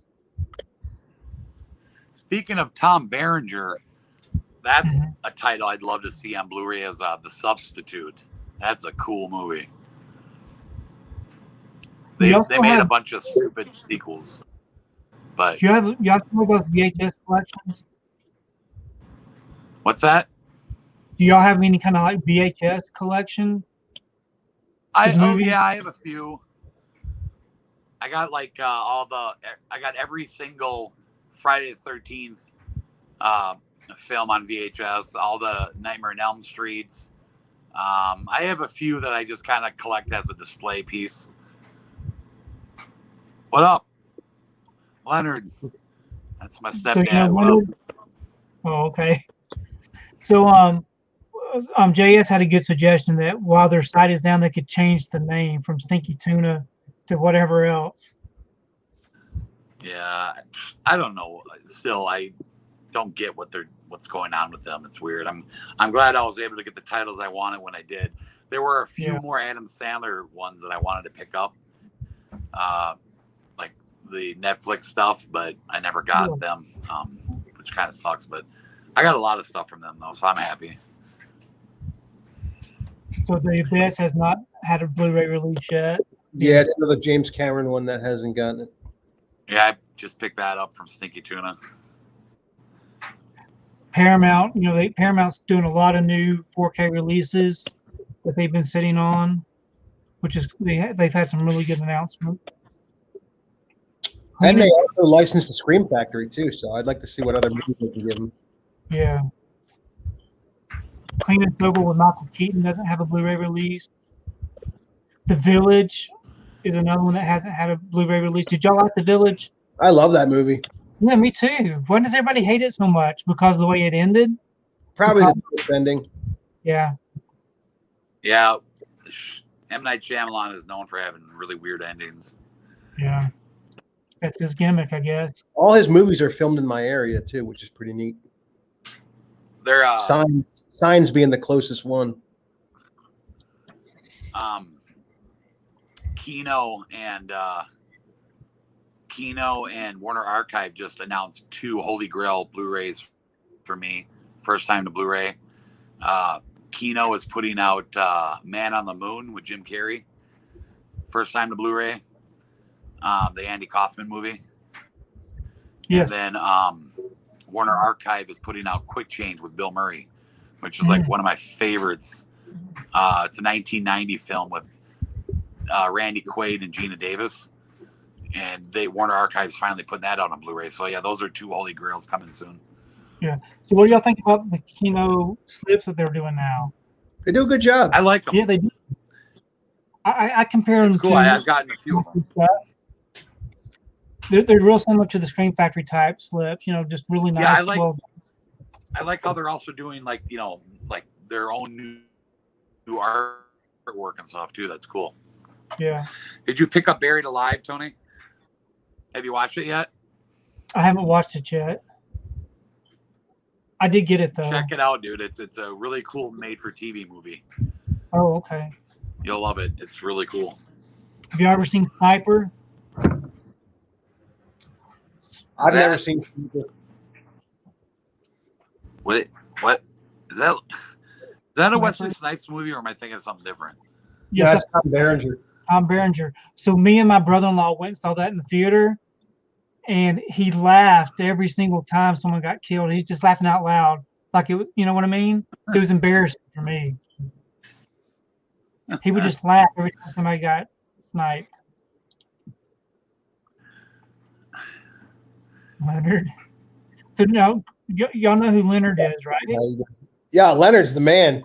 He taught Tommy's stepson how to mow the grass. we gotta tell him that. That's my story, that was one of the funniest things I've ever seen.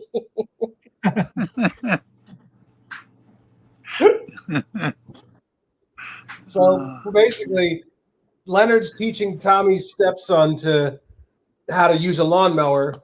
Well, the kid, he didn't tell the kid that you got to pull this little lever on the handle and the wheels will go for you.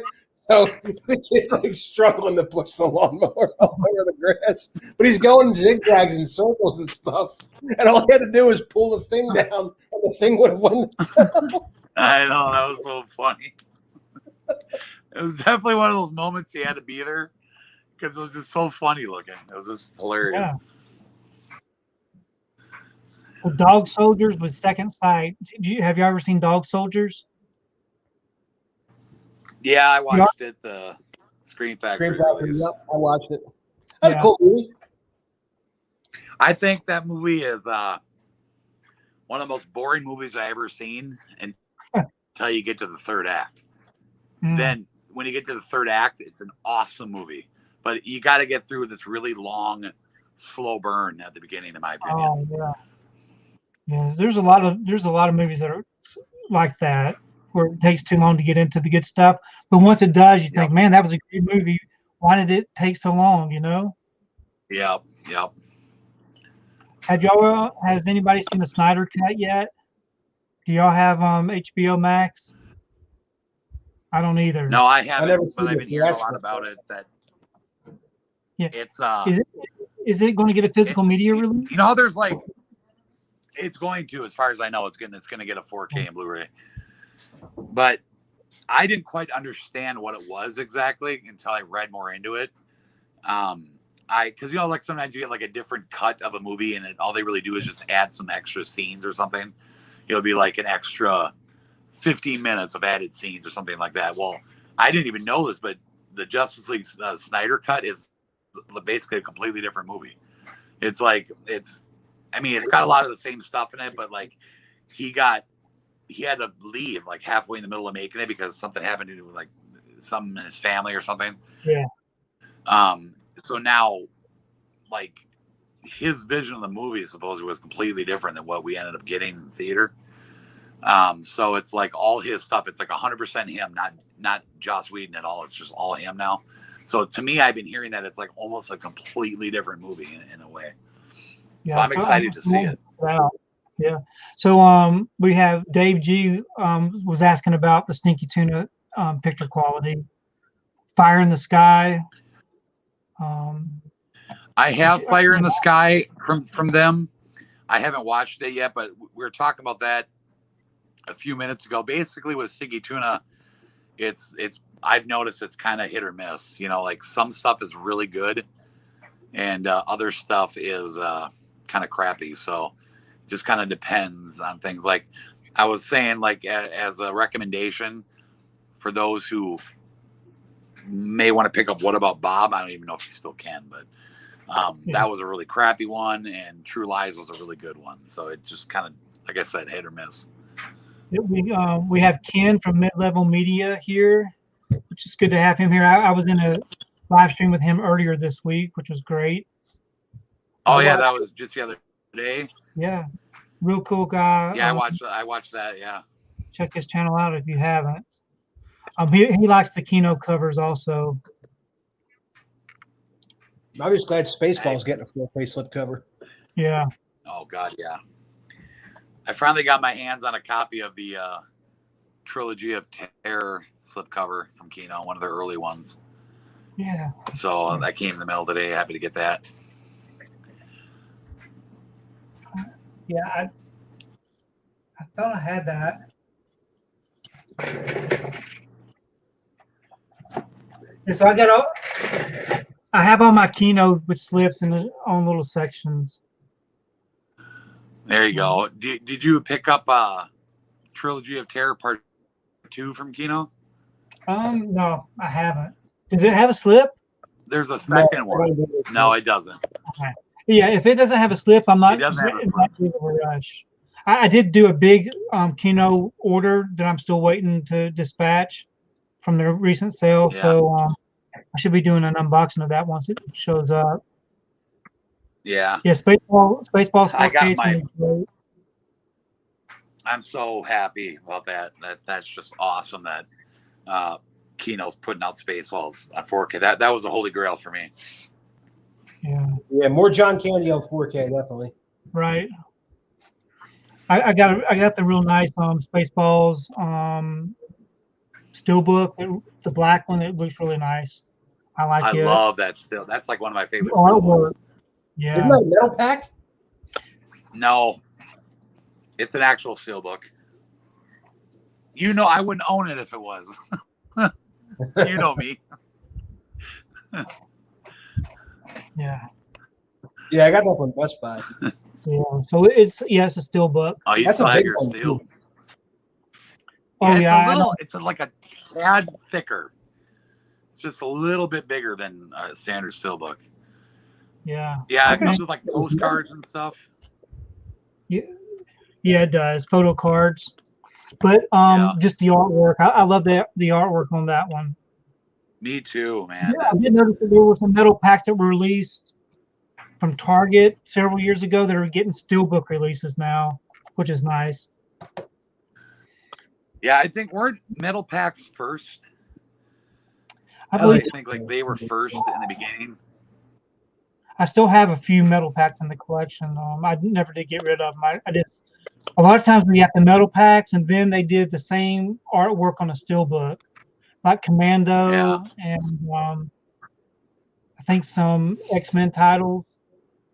Target used to be really bad about having the metal packs. Do you have that one slipcover, Tony, for Spaceballs, like the white one? That I think it was a Walmart release or something. Yeah. Like it's like a white slip. Mm-hmm. Do you have that one?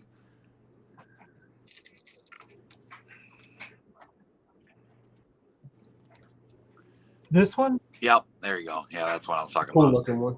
Yep, There's a whole series of this. Yeah. It comes with a little mini poster. yep. Yeah. I got a couple of them, like Hot Tub Time Machine and like Yeah. I don't know. There's I a ended up few, getting but I got them all. They had one for Predator too, I think. yeah, I remember I was looking for that slipcover for the longest time because I was under the impression at the time that was the only slipcover they ever had for Spaceballs, which probably was. But then after I found it and paid a whole bunch of money for it, then I see that it got that retro slipcover, and then there was 2 Comic-Con exclusives with one with barf on the cover and the other one with yogurt on the cover. Yeah. And then now we're getting the 4K. So so every Saturday I do what I call Slipcover Saturday, and I show I love that series, Tony. Art in my collection. So I love that. Keep doing those, man. There's plenty of Saturdays that I've already got filmed, but you'll see all the slip collections through that. That's somebody awesome. Somebody wanted me to do a whole movie collection, a whole movie room collection, and it's just so overwhelming to even try to think about pulling everything off the shelves. So I thought I'm just going to do it in sections. Yeah. That would take forever. So let's see. 4 editions of the Justice League. Panties or thongs? I wear thongs. Oh, is that not the question you're asking? So both Trilogy of Terror films are really good. Like I said, I've never actually seen either one of them. I have to watch them. Yeah, I haven't either, and I wanted to ask somebody: is it an anthology film? Is that what that is? I'm not sure. Is that why it's called Trilogy of Terror? Do you know, Craig? I've never seen it, so ask Jesse. He's I guess he's still watching. Let's see, I've got it right here in front of me. So let's see. Like Dave G. Are they anthology films? It's only 72 minutes long, the whole thing, so it's pretty short. So I think it's short attention span. So maybe it's got to be some kind of anthology. I mean, yeah, it is. JS says it is. So okay. So I know it's 10:43. So I know that Craig looks really comfortable in that chair. It looks like he might fall asleep. I'm wide awake, man. I'm good. Okay, that's good. I didn't want to be so bored. So I do have a few other things that we were going to talk about. I was wondering what the most amount of money you've spent on just purchasing a slipcover for your collection that you didn't have originally. Wow. You won that funny one. You asked. I was going to ask you the same question, Tony. Oh, for me? Yeah. Where is it? I've got my source of where I go to for slipcovers, which I'm afraid to announce because I don't want everybody else going there to get their slips. Yeah. Well, Tony, we got the private chat, so you can just tell me. Okay. But I think I spent $60 on a slip. Wow. Yeah, it makes me sick, but what slip was it? Ghostbusters, because I did not get the original 4K Ghostbusters and Ghostbusters 2. Yeah, I've paid like the $50 and $60 price. I've paid that a lot for slipcovers. Oh, have you? I would say the most though would probably be the Commando. I was talking about the Comic-Con exclusive, and one went up on eBay for like $10 the other day. I was so mad. I paid $80 for that. I paid $80, like 80 something for this bad boy, the lenticular Miss Canadian slip. Oh man, I've been looking for that. It's on my search Yeah, I list found every this one day morning on I get- eBay for. Yeah. It's a beautiful slip. I paid like 80 some bucks for that. I just paid like $80 for the Scream 1 through 4 slipcover Really? set from, was it from Canada or something, Greg? Yeah, it's a Canadian release. What does it look like? This sucker, I can't remember how much. I don't think it's a rare one, but I don't think I paid a lot for this. I think I paid something pretty cheap price for that. Yeah. Oh yeah, that was expensive for me. Did you get this one? I got that one. I paid like, I don't know, $15 for it. Okay, yeah. I like that one. Yeah, I got to get that one too. I wish then the you- first 3 would have had individual slipcover Regular releases. That's cool. That one got a slip. Yeah, when it first released, it did, and then they re-released it without the slip. But I think when they So the re-released re-release didn't get it? No, it, unfortunately. did it come with digital on the re-release though? Yeah, it did have digital. Yes, this did not come with digital. Well, speaking of Scream, I really hope that we get 4K individual releases of the first 4 movies before the 5th one comes out. Yeah, because I know you want to talk about Scream 5. Yeah, that was one of the topics that Yeah. I suggested. So Scream 5 comes out January of 2022. So we still got, what, 9 months, 10 months? We still got I it. don't know why it's taking so long. It would have been, like probably Greg like- mentioned, it would have been better to get released this year because this year would be the 25th anniversary. Yep. So, so what we know so far is that the 3 original cast members are coming back. We don't know if they're going to be like side characters, if they're going to be the main focus of the movie, maybe they're cameos. We don't know. But what we do know is that it's Kevin Williamson still involved, which is great. He didn't write it though. He's the executive producer. So Kevin Williamson wrote the first one, second one, and the 4th one. I guess you can attribute to why Scream 3 was so bad. He didn't have anything to do with that one. He didn't write it. Scream 3 we'll save for another time. We know how bad that one is. But all I know is that Tommy and I, we've been talking about this. Like, how do you think it's going to be? Do you think it's going to be a direct sequel to Scream 4? Do you think it might be it might ignore the sequels and it's just a direct sequel to the original? Maybe it's a sequel / prequel at the same time. There's so many things because like when you see the set photos from like early production when it first started shooting in the summer, you see like cars and wardrobe that are mid 90s, like the cars that they're using and like the Woodsboro sheriff cars, like they look like they're 90s cars, and like the 90s clothing and the Woodsboro football jackets that you see like the extras have on. So I have a feeling, and this is just like a wish of mine, that the opening kill might be Sydney's mom. It might be what we never got to see in the first one, the Maureen Prescott murder. Yeah. It might be that. That'd be awesome. That would be really good. Because I've always wanted to see how that happened, how they did it. Like it could be a straight prequel.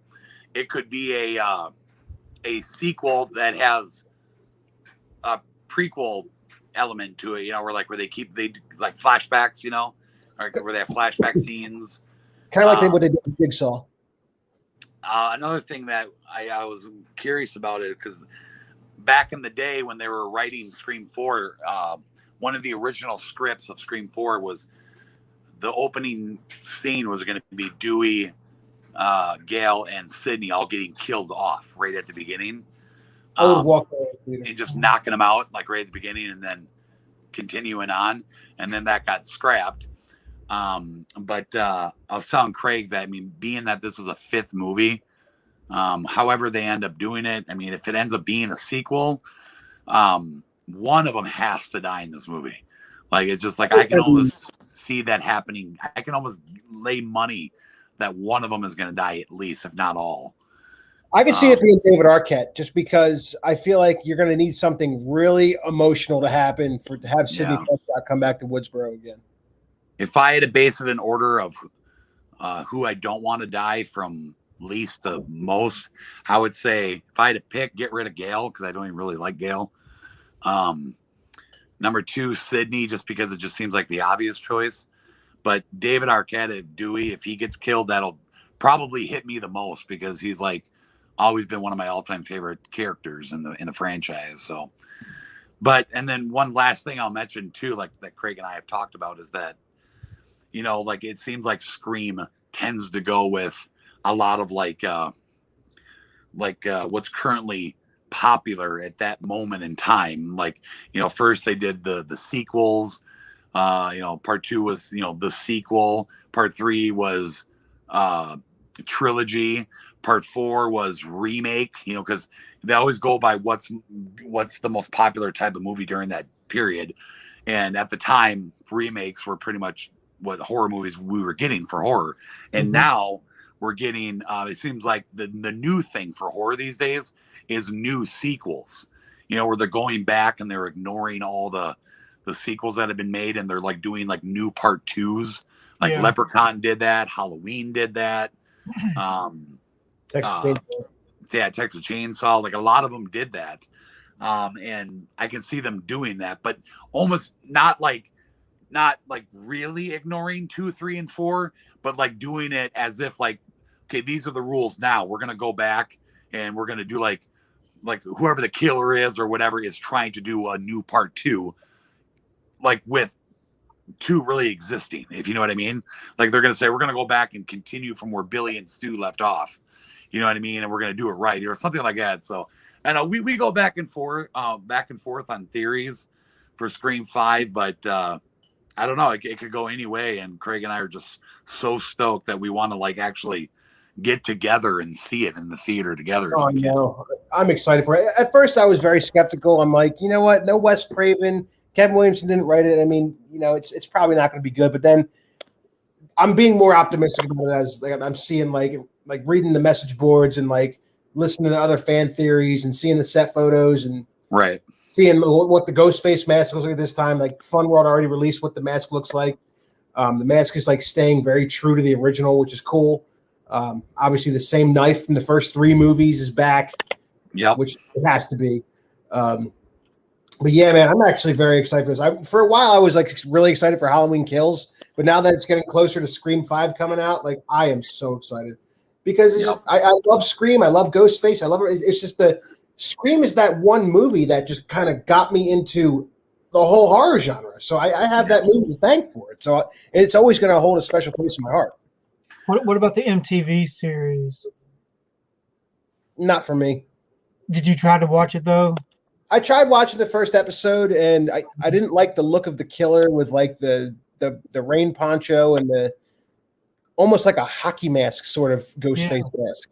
I watched the first few episodes and I just couldn't get into it. I watched like the first episode. That's as far as I ever got. Season 3, I mean, season 3 is like a standalone season where the original Ghostface mask comes back and they use Roger Jackson as the voice again, which is kind of cool. But that's it. Yeah, Scream is definitely kind of like, everybody knows it kind of almost marked the at a point in time where slashers and horror movies were kind of dying out. Scream kind of came around and kind of revived it, you know what I mean? Like it just kind of set that whole, kind of brought things back, when it comes to slashers and things like that, and started that whole new 90s craze of all those cool new slashers. So Scream is definitely an important piece of cinema history, if you ask me. Yeah, like I Know What You Did Last Summer. Yeah, I love the post-90s Scream horror movies. I love them. I Know You Did Last Summer, Urban Legend, The Faculty, Halloween H2O. I love them. I love them. Yep. I think Scream 5. I mean, I obviously I hope too, but I think Scream 5 is going to end up being pretty cool. I'm pretty hopeful for it because the cast and crew, or not really crew, but whatever, the cast mainly is so faithful and devoted to Craven that, like, they've talked about it many times. Like, I think that's part of the reason why they came back for so many movies, 4 different movies, is because, they're so fond of Craven and they love his work. And they're very faithful and really loyal to Wes Craven. And I've read a lot that they said that none of them wanted to come back to do this movie initially when the idea first came around because of Wes Craven not being here anymore. But they all I'm reading and hearing from these actors, Courtney Cox and Nev Campbell and everybody is saying that they feel that Wes Craven would be proud, is what they're saying, that it's written very well, and that's the reason why they all came back, because from the script, they all read the script and they thought it was a great idea. So that's got me hopeful. I think it's going to be a pretty cool movie, and I'm really excited for the surprises on what we're going to get. Are they done filming it? Yeah, it's done film. Well, actually, it's regoing reshoots right now. So they're doing some reshoots. Any movie that gets made, like after they're done cutting it, they go through it and say like, okay, we could reshoot this, we could do this differently. So I mean, it's common for any movie. Yeah. I don't think they're gonna change endings or like change the kills. I think it's just they just have to reshoot like random shit. Yeah, I guess you could consider that kind of post production right now. Post production. Yeah. But I mean, I'm sure COVID probably is the reason why it's kind of pushed out so far right now, just to get it done and stuff like that, because I'm sure they can't get things done as quick anymore in post-production with COVID, because I'm sure, it's hard for everybody to get together, and I'm sure a lot of people are doing stuff individually from their homes or however that works. But either way, we'll get it in January, and it's probably definitely of recent years, one of my most anticipated films that I cannot wait to see. Now, how do you think it's going to start? Do you think it's going to start like usually the opening kill is always so iconic, especially the first movie, Drew Barrymore, which will always remain in my head forever because that movie, the opening scene of Scream terrified me so much, gave me the most anxiety. Her being in a house with mostly glass windows and she's being watched. Oh my God, the anxiety that movie gave me. Scream 2 was the only one that didn't have a phone call opening. It was that movie theater kill. Yeah. So basically, with the formula of Scream, it's always a couple getting killed off in the beginning. And Scream 4 was those two girls. It was like two false openings and then a real opening in Scream 4. Yeah. How do you think the Scream 5 opening is going to be? You think it's going to be Sydney's mom, like as a flashback? I got to say, I think that is one of the coolest theories ever. If they don't do that, I swear to God, it would have been an awesome idea to do if they were going to go with the flashback sequence stuff. You know what I mean? And kind of do it in a, how should I say it? Kind of do it in a unknown way to where right when it starts, you don't exactly know who it is. You know what I mean? And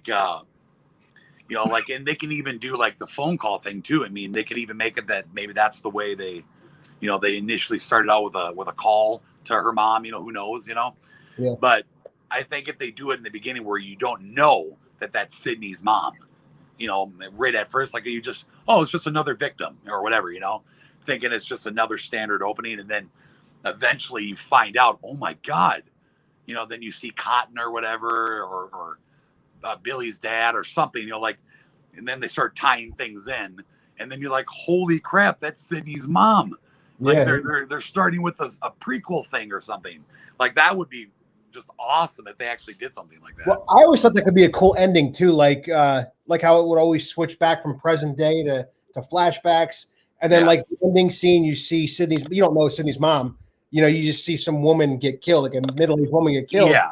And then I guess it would be cool to watch the camera follow the killer out of the house from behind, and then you see the killer get into a car, he unmasks himself, and you see Billy and then Stu right next to each other, and they drive off. How cool would that be? Yeah, that would be just that would be freaking awesome, epic, legendary. That would be so cool, man. If they don't do that, talk about a missed opportunity. I mean, that would have just been so cool. And another thing you don't see much is that, obviously, well, spoiler alert, Scream is popular for having more than one person portray Ghostface in the movie. Yeah. That was the big twist of the first movie, is that there's not only one, but two killers. Yeah, you didn't see that coming. Scream 2 did it. Scream 3 had a single killer, but then Scream 4 again, 2 killers. What do you think they're going to do this time? Are they going to do 1 killer? Are they going to do 2? Will they do something where there's 3 or 4, or maybe a cult, like a cult of ghost faces? Like that's always been an option. But it could go either way, man. Anyway, you never see both killers at the same time. It's always revealed at the end that there's 2. You never see both together. Exactly, you don't. Except in that beginning of part 4 in one of the fake sequences. Yeah, that's true. Well, that's good. I'm looking forward to it. But yeah, it does seem like that's, January 2022 seems so far off, but time does go by pretty fast. Yeah. We're almost done March. When you heard about the Snyder Cut, when you heard about all these other movies that were coming out, they're here now. So, it'll go by fast. Talking about another movie, when I go see Craig in May, that particular weekend I'm there is when Spiral's getting released to the theater, which is the new Saw movie. Yeah. It's called Spiral from the Book of Saw. I think Chris Rock wrote it, directed it or something. Huh. And he's also starring in it. Samuel L. Jackson's in it, but it's a new Saw movie. So Yeah, I don't get it. I enjoy the Saw movies at the beginning, but I quit watching them after a certain point. Probably after the third one, It became like a freaking Halloween tradition for me and my brother. Yeah. Oh, every Halloween, we would go see the new Saw movie, and it was so fun until we finally got the last one, part 7, and then a few years went by. Probably actually a good maybe, I don't know how long, maybe 10 years or something. It was 7 years. The 3D came out in 2010, and Jigsaw was 2017. Okay, so 7 years. And then me and my brother, when Jigsaw came out, me and my brother were so excited because it had been 7 years since him and I went and seen a Saw movie for Halloween. Because we saw everyone in the theater together. It was like tradition every year. But yeah, I mean, after a while, it just kind of gets to the point where they're just writing new crap just to continue the franchise, and at that point, you pretty much you're just focusing really on the kills and the traps and how much better they can do from the last movie. You kind of lose that. Yeah, I think after the first trilogy, I guess you could say the first 3 is kind of when things kind of started going in a weird direction where they just started changing everything, making oh, you thought this, but no, it's this. Yeah. And and this was tied to this, and they just started expanding the hell out of that franchise, and then so pretty soon, like I said, you're just in it to see the kills and the traps. I love the first 2 movies, though. I thought the first one was genius, and the second it was. Yeah. Yes, Saw to me it was another kind of milestone, I guess you could say, in the horror field. It was kind of it was something so unique and different at the time when it came out. It was definitely a really stylish, unique movie. When I remember when I first seen it, I just thought it was so cool. And it's coming to 4K in May, too. So far, it's been announced as a Steelbook from Best Buy. What's that? Saw 4K Steelbook, exclusive to Best Buy. Hopefully, Lionsgate will do a slipcover of it. Yeah, I hope. Do you think there's any need for the Texas Chainsaw Massacre, another sequel, or for Exorcist to have a sequel? Exorcist, I mean, that's got a bunch of sequels already. I mean, the first one and the third one are incredible. All right, Exorcist 2, that's a sleeper. That movie I could barely get through. Dominion and Exorcist the Beginning, they're almost like the same movie, but different cuts of each other, kind of like what they did with the Snyder Cut. But yeah. Oh, God, what an awful, awful movie. What is that? Exorcist 2. Oh, no. I mean, at first, I don't know if it's just the picture. Originally, it looked huge. It looked almost like a record, like a laser disc of it. It does. Originally, it just looked so big when he pulled it down. Yeah, it's a slip. What? It's just the slip. It's just a slip. I've got it. It's an extra slip. If y'all ever get part 2 sucked. If you ever get anything damaged or anything from ScreamFactory, do you ever request? Tommy, tell them the story about Misery. Yeah, that I did an unboxing of Misery because Misery was like a big title for me when that got announced to Scream Factory. That was like a holy grail hopeful of mine for years, and then we finally got it. And when I was doing the unboxing of it, that one came really damaged. Like it was bad. Like if I get a few nicks or something, like kind of like Steelbooks, it won't be worth my time. I don't care. But that one, it was a big title for me. I wanted a nice slip. And two, it was just horrible. I mean, it was completely crushed and slashed. And like, I mean, it was just dreadful looking. So I did a replacement for that. And it was really funny the way I edited the video because like I just cut the video to where like I opened it up and then I realized it was damaged really bad. So then I didn't know it was obviously until I opened it up. And then I just cut the video where I'm like, oh, this is crap. I'm going to order a new one. And then so I show myself like ordering a replacement. And then I'm like, all right, I just ordered it. Hopefully it gets here quick. And then the doorbell rings and it's already here, you know, and it's like, it was like a different day, but I acted like it was like the same day. It was really funny. But I'm like, oh my God, it's already here. And I just filmed it, you know, like the next day or something or whenever it showed up. But yeah, that came to me destroyed. You can go look at my old unboxing videos and you can watch that. It's so funny. Yeah. This is the replacement box for the Friday the 13th set. Was yours really bad or something? Oh yeah, mine came all the artwork on mine was smeared from the printer. So you know that beautiful artwork on this box? They did a good job on that. Yeah, well mine was all smeared. You know what I mean? It was unrecognizable. I'm thinking, man, this looks weird. This doesn't look like everybody else's. And they sent me a new box, which was nice. Weird. Did you have to? So you sent the other one back? No, I still got the original. They just let you keep it? It's just an empty. They just sent me the empty box. Oh, I get it. Okay. Where is the other one? Do you still have it? Yeah, it's just boxed away. Oh, okay. You gotta pull it out one day and send me a picture. I'd be curious to see what it looks like. Okay. Yeah. Yeah, I've had nothing come damaged. I mean, for the most part, just, you know, with the way they shrink wrap their titles, you get some damage in the corners. But did y'all get this set? Oh, that's a beautiful set. I wanted to get that so bad. And the poster, it's Joel Robinson too, who does the Scream Factory art, so that'd be cool to have it. Yeah, they're doing the Urban Legend. Yes, just like this, same kind of style. Who released that again? 88 Films. Who put that out again? 88 Films. I want to get it so bad, but I got that one. Yeah, that's a cool one. Well, is there anything else you want to talk about? Top 10 collector's editions. Okay, go ahead. Okay, I actually got the stack right here, ready to go. I'm waiting all night for this. I'm sorry. That's all good. All right, so no particular order, but my favorite one I'll start with is Silent Night, Deadly Night.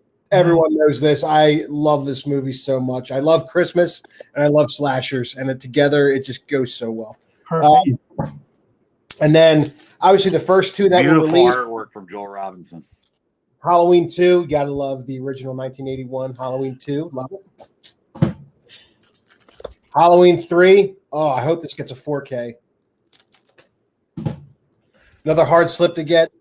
Lake Placid. Mm-hmm. Sleepaway Camp, which is a Friday the 13th ripoff, but I love it. Jess Singer's favorite movie of all time, Demon Knight. Tommy, you love this one, didn't you? I did. I liked it a lot better than Bordello of Blood. Oh, yeah. Texas Chainsaw Massacre 2. This is a weird one, but I love it. I love this movie. Dennis Hopper's so cool. And then one that me and Tommy. I love the art. Oh, yeah. Joel Robinson is awesome on that. One that me and Tommy geeked out so much over was Candyman. Both slips? You got both slips? Yep. Oh, yeah. I got, yeah. And then, of course, Joel Robinson, Urban Legend. This is one of my favorite 90s horror slashers. And then the last one, I mean, this is one that came out in 99. It's a remake of a 50s movie, 50s or 60s. But it scared me as a kid, but didn't really hold up when I rewatched it, but I still love it. And it's House on Haunted Hill. Great movie. Those are my top 10. That's great.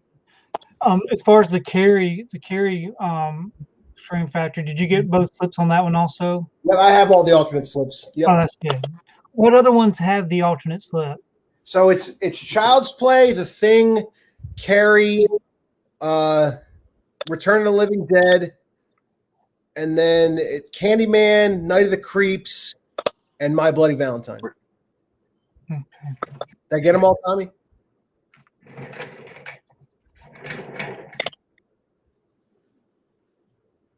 think I got them all.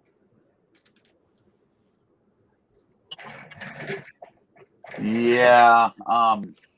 Night of the Creeps. That's all of them. And then Green Inferno had an exclusive.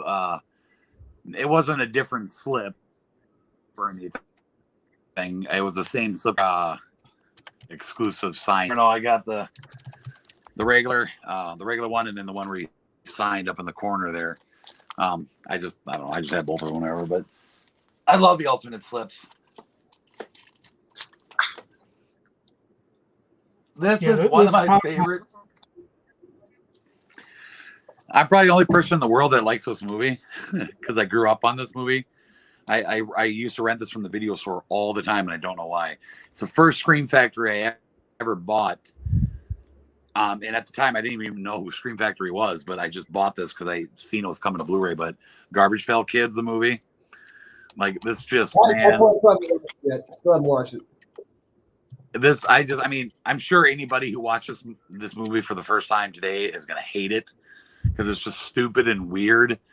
But like I said, I grew up on it. I used to collect all the cards back in the day of Garbage Pail Kids, and then when I heard they were making a movie of it, I rented it all the time, and that's a cool release. Kind of a weird one for Scream Factory, but do you have the Funko Pops for the Garbage Pail Kids? I don't know. I've got them all. Do you really? If you're interested, yeah. Interested? How many are there? I think there's 4, plus there's a chase for Atom Bomb. Really? I'll have to get those out and show them to you. Okay. Yeah. Send me some pics or something.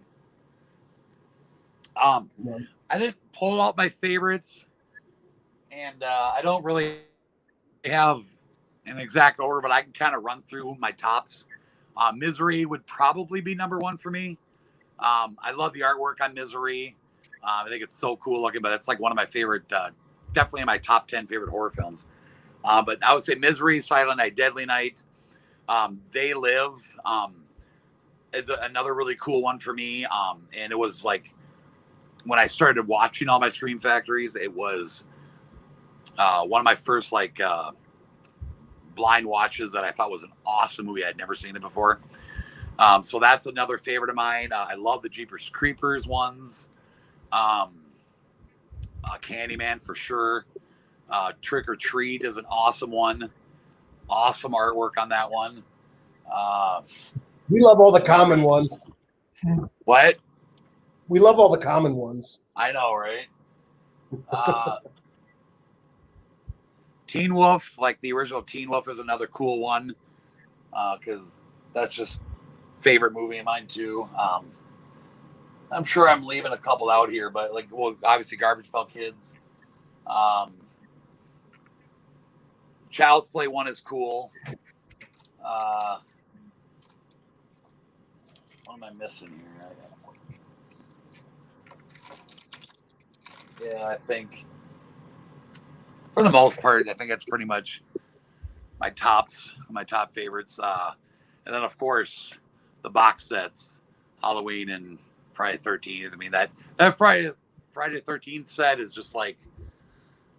just like so damn epic when they announced that, and like they did such a good job on it. It's like a Friday the 13th fans like dream. You know what I mean? Right. Like it's just the coolest set they could have ever put out. Oh, the Critter set was cool too. Did y'all get the Halloween box set, or did you get the condensed set? I got the big one. Yeah. I got both. Did you get both? The only reason why I have both is because, it's kind of a funny story. I told Craig this a while ago. When I first went to buy it at Best Buy when it first came out, I thought all there was that little set. You know what I mean? So I go into Best Buy and I couldn't find it anywhere on their shelves. I went on release day.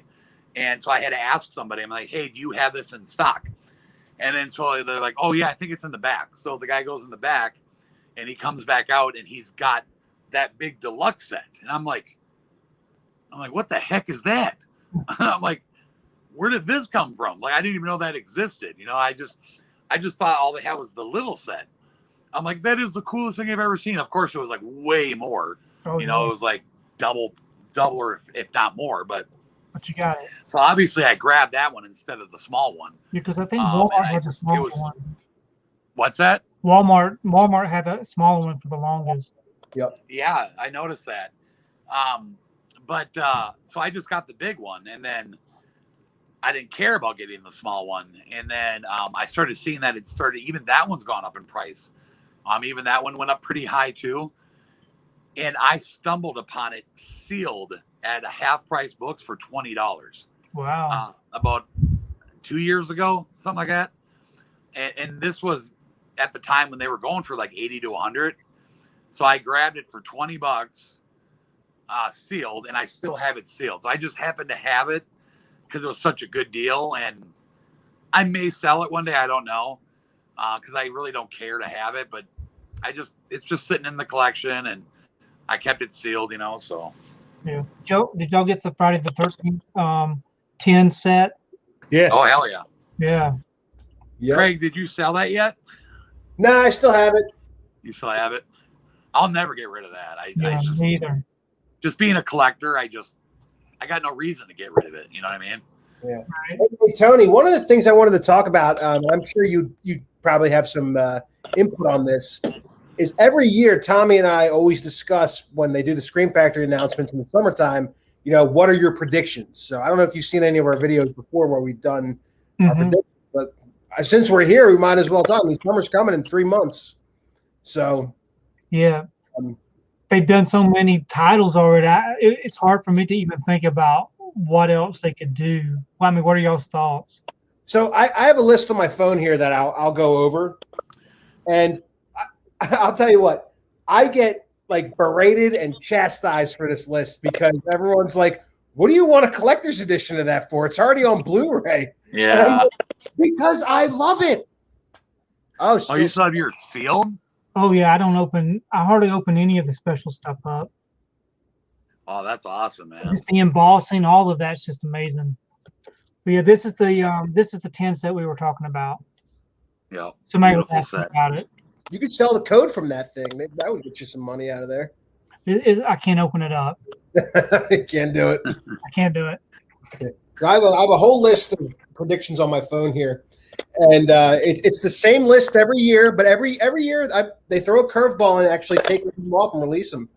And so does Arrow, which is cool. I wouldn't care if it was Arrow or ScreamFactory or if it was Vinegar Syndrome, Best Run. I don't care as long as somebody gets a collector's edition of them. So I'll start with the first 10. These are collector's editions. So Alone in the Dark from 1982. You know, I've been waiting for that to come to Blu-ray forever. And I don't care if it's Warner Archive or if it's Warner Brothers themselves or ScreamFactory. Anybody can do it. I would be happy. I want it on Blu-ray. The Black Christmas 2006 remake. We have a Blu-ray of that already, but it's the R-rated version from Canada, and the uncut version is the way to go. So hopefully ScreamFactory can get us that one. Child's Play 2 and 3 and Bride of Chucky. They would be awesome collector's editions. Fear with Mark Wahlberg, one of my all-time favorite 90s movies. Love that one. House of Wax remake from 2005. Mm-hmm. The Guest, which would be a great collector's edition. I Know You Did Last Summer, and I Still Know You Did Last Summer. Not the third one, though. That one was garbage. Jaws 2 and Jaws 3. And Tommy, you ready for this one? Yeah. Joyride. Yes. Yep. So then we always have a Steelbook category now because they're doing the Steelbooks. So my Steelbook pick would be a Silent Night, Deadly Night Steelbook. I think that would look really cool. A box set. Now, not many people know about this franchise, but the Carnosaur trilogy. So these B-movie, 90s B-movie horror dinosaur movies, very gory, very violent from the 90s, Roger Corman style. There's 3 of them, and I would love to see them get a Blu-ray. The box set, so yeah, Carnosaur, and then obviously a NECA figure that they've been doing every time. So the last summer, what did they do? 2 summers ago, it was the Slumber Party Massacre figure. Mm-hmm. So this time, if they do, I know you did last summer, hopefully they'll do a Ben Willis Fisherman figure. That would be great. And then if they do a 4K, hopefully it's the first Terminator. And then we always pick Shout Select. So I'm going off of base of what I have on here. So Shout Select, if they ever got them, it would be Beverly Hills Ninja, Deuce Bigelow, Male Gigolo, Dennis the Menace, which I can't believe that doesn't have. Oh, man, that would be good. Yeah. Bushwhacked with Daniel Stern. I love that one. 3 Ninjas, the Brady Bunch movie, Beethoven Second. I love that movie. Guilty pleasure. And Ready to Rumble with David Arquette. So yeah, the Brady Bunch would be a good one too. Even the sequel's great. Yeah, did you have the DVD set? Mm-hmm. Yeah, with the slip. Mm-hmm. Yeah, that's nice. I got that one too. Yep. Those are great movies. Did you ever have? What about the Beverly Hillbillies movie? Oh, the 90s. Yeah. I don't have that. No, I don't. Yeah, because I don't think it's ever been. I want to say it's never been put out on. I thought it did have a Blu-ray. I mean, of course, on Blu-ray, but the DVD set with because Jim Varney played Jed Clampett. Yeah, I never did get the DVD of that. Gotcha. Yeah, I have a That's bootleg. good. I have a bootleg of the Brady Bunch movies, 1 and 2, like a double feature bootleg thing. Yeah. How about you, Tommy? You still got your list? I don't have it. Like, I had it written down on paper. But I mean, the majority of what you just said would be a dream. It would be, Faculty is a big one for me. I'd love to see a collector edition of the Faculty. I would love to see the original 1990 It get a 4K, but then again, I mean, ScreamFactory would be awesome at anybody for that matter. I Know What You Did Last Summer would be awesome. Like a box set from ScreamFactory would be awesome. And of course, one of the biggest things that every ScreamFactory collector wants so bad is Freddy box set of Nightmare on Elm Street. Just like Halloween and Friday the 13th, which I'm almost thinking that's what they're going to do next. That's really I think so. And I would cry happy tears if that happened. Well, we already got one Freddy movie in the Friday the 13th box set, so now they got to do the rest. Yeah. Even the remake, even the awful remake, I would think. Well, it would have to be there because you want a complete set. Like I was telling Craig, they would even have to re-release Freddy versus Jason. Yeah. You know what I mean? In the set because it's technically part of the franchise. So I would love to see all 9 films in a set. Is that a bootleg? Yeah. Yeah, I've been wanting to. There was another seller on Facebook for a while that was making those, and I should have bought it. The quality's pretty good on these too. Really? I mean, they're not the best, but I've seen your video of all those. Why do they do such horrible artwork and stuff? Man, I don't know. Can you They imagine? could do so much better. Well, yeah, they could do a lot better. Like, why is it black and white? It's terrible. Like, come on, yeah. The quality's not bad. The quality of a little more disc. Why don't they put a little bit more effort into that? It's funny. They could sell a lot more if they would. Yeah, I know. They could charge more too. Yeah. Well, here's the thing. I mean, now that Paramount owns the rights to basically the whole Dimension Weinstein Films catalog, that just opens up more doors for ScreamFactory. Yeah. Like you can get a collector's edition of the Faculty. You can get a collector's edition box set of Scream movies, or you can get the Screams on 4K if they did that. Yeah, anything that Dimension owns, like Paramount now owns them, so they can license them to ScreamFactory, which would be really cool. Yeah, but since they got their streaming service starting up, you think they're going to? Well, no, we've already had all those new 4K release announcements, so I don't know if they're gonna. I don't know what they're gonna do. I don't know, and that's the thing we wanted to talk about. That was one of the topics we were supposed to talk about was streaming and physical media. Yeah. You're going to have that group like us that's always going to love and buy physical media as long as it exists. And you know what? Like 4K, I mean, not many movies are on 4K as compared to Blu-ray or DVD, but I'm still going to buy my favorite movies on 4K when they come out because I just like supporting the format. If an 8K comes out, you bet your ass I'm going to buy 8K discs as long as they're movies I love. 8K TV. They already got 8K TVs, but I feel like I've always heard that like 8K TVs are a scam because the human eye can't see past 4K to begin with. I don't know how true that is. Yeah. But, I mean, if 8K discs come out, I'll buy them. Yeah. Yeah, for sure. Streaming, but I get streaming how convenient it is. You sit down, you turn on the TV, and then you got the service comes up and you just scroll through the movies. Right. But I like having a copy of that movie in my collection because I feel like everything that I have in my collection defines me. Like I love the movies in my collection, and I would love to keep having them. And I just hope they all get upgraded. Yeah, well, and a good example of that physical media compared to streaming is the whole thing like with Pepe Le Pew and all these different things that they've started censoring. Oh, yeah. If you have a physical media copy of it, they can't take that away from you. Well, did you see what they're going for on eBay now? Like, if you look up the Pepe Le Pew sets, they're going for over $100.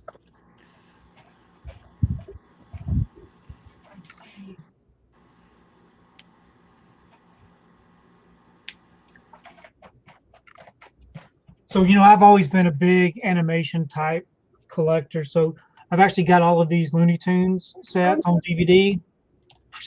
They actually have some Blu-ray releases of these, but I bet you that these are going to be hard to come by eventually. Even when these first came out, they made a big deal about the guns and the cigars and different things in these things. But with streaming, they can limit that, But with physical media that you already own, they can't do anything with that. So right, I agree with that totally.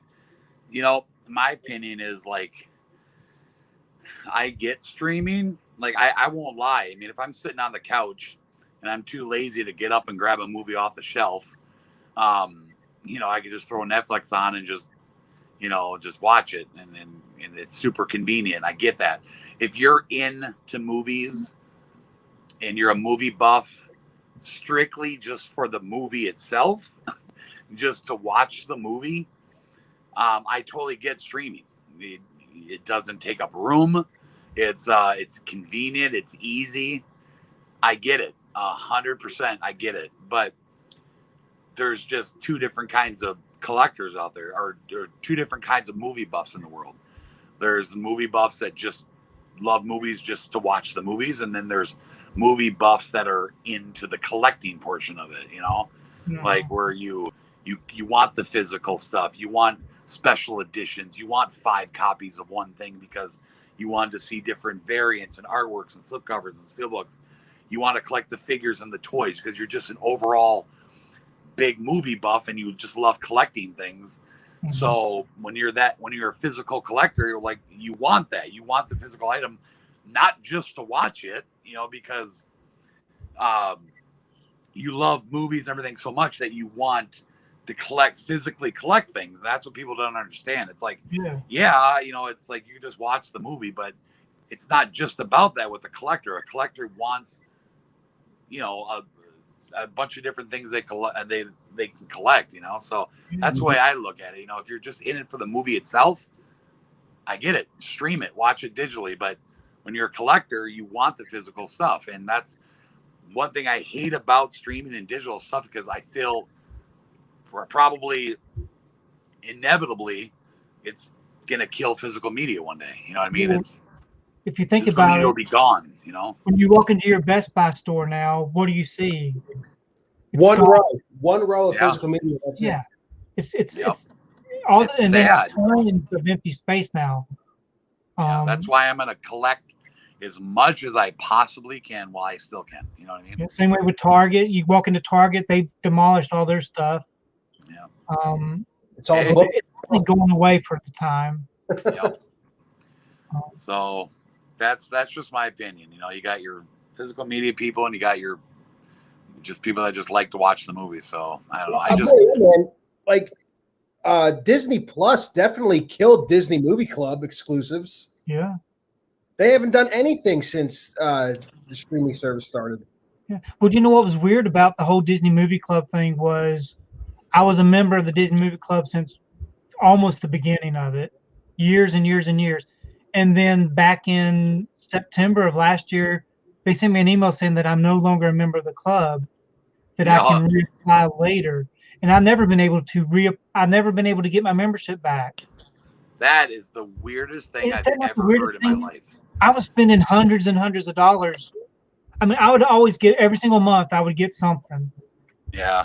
I actually think that they thought I was doing something illegal because I was buying so much. I was buying all their DVD. I was buying anything I could get a hold of. When I found out there was going to be a Disney Plus, I mean, I just started buying everything I could get a hold of. Yep. And I think they actually thought I was doing something illegal because why would they get rid of me? I don't know. You can't tell me that there's not other people in the world that spent that kind of money on Disney stuff. I don't know. You know, I'll always be thankful for Disney Plus for putting a Goofy movie out on Blu-ray. Yeah. That was a holy grail for me. yeah. Yep. I don't know. Well, here's the thing, dude. I mean, like, even with streaming and everything, obviously all the big studios are going to the streaming services, but that just gives it more of like an essential meaning to buy from these boutique labels now. Like, keep buying from the boutique labels because they're the last guys going to be standing. It's true. When everything goes streaming. So keep supporting the boutique labels. That's true. Yeah, because I don't think they'll go anywhere. Granted, I feel like once everything starts going streaming, the prices are definitely going to go up. Yeah. Sure. Oh yeah. And over $30, close to $40 for. That's what I'm saying. Get everything you can now, man. Like right now, while you can, grab everything. You know, That's what I do. ScreamFactory always announces these limited runs of like 1,000 for these obscure titles. Yeah, 5 copies per person. Okay, scalpers. Yeah. And they're like $26 to $27 a piece for these releases they're doing. But you know what? As soon as they say that it's announced and it's 1,000, I'm on the computer and I'm buying it just like that. But even if I don't know what the title is, because I'm thinking I need to have that. Yeah, I get it.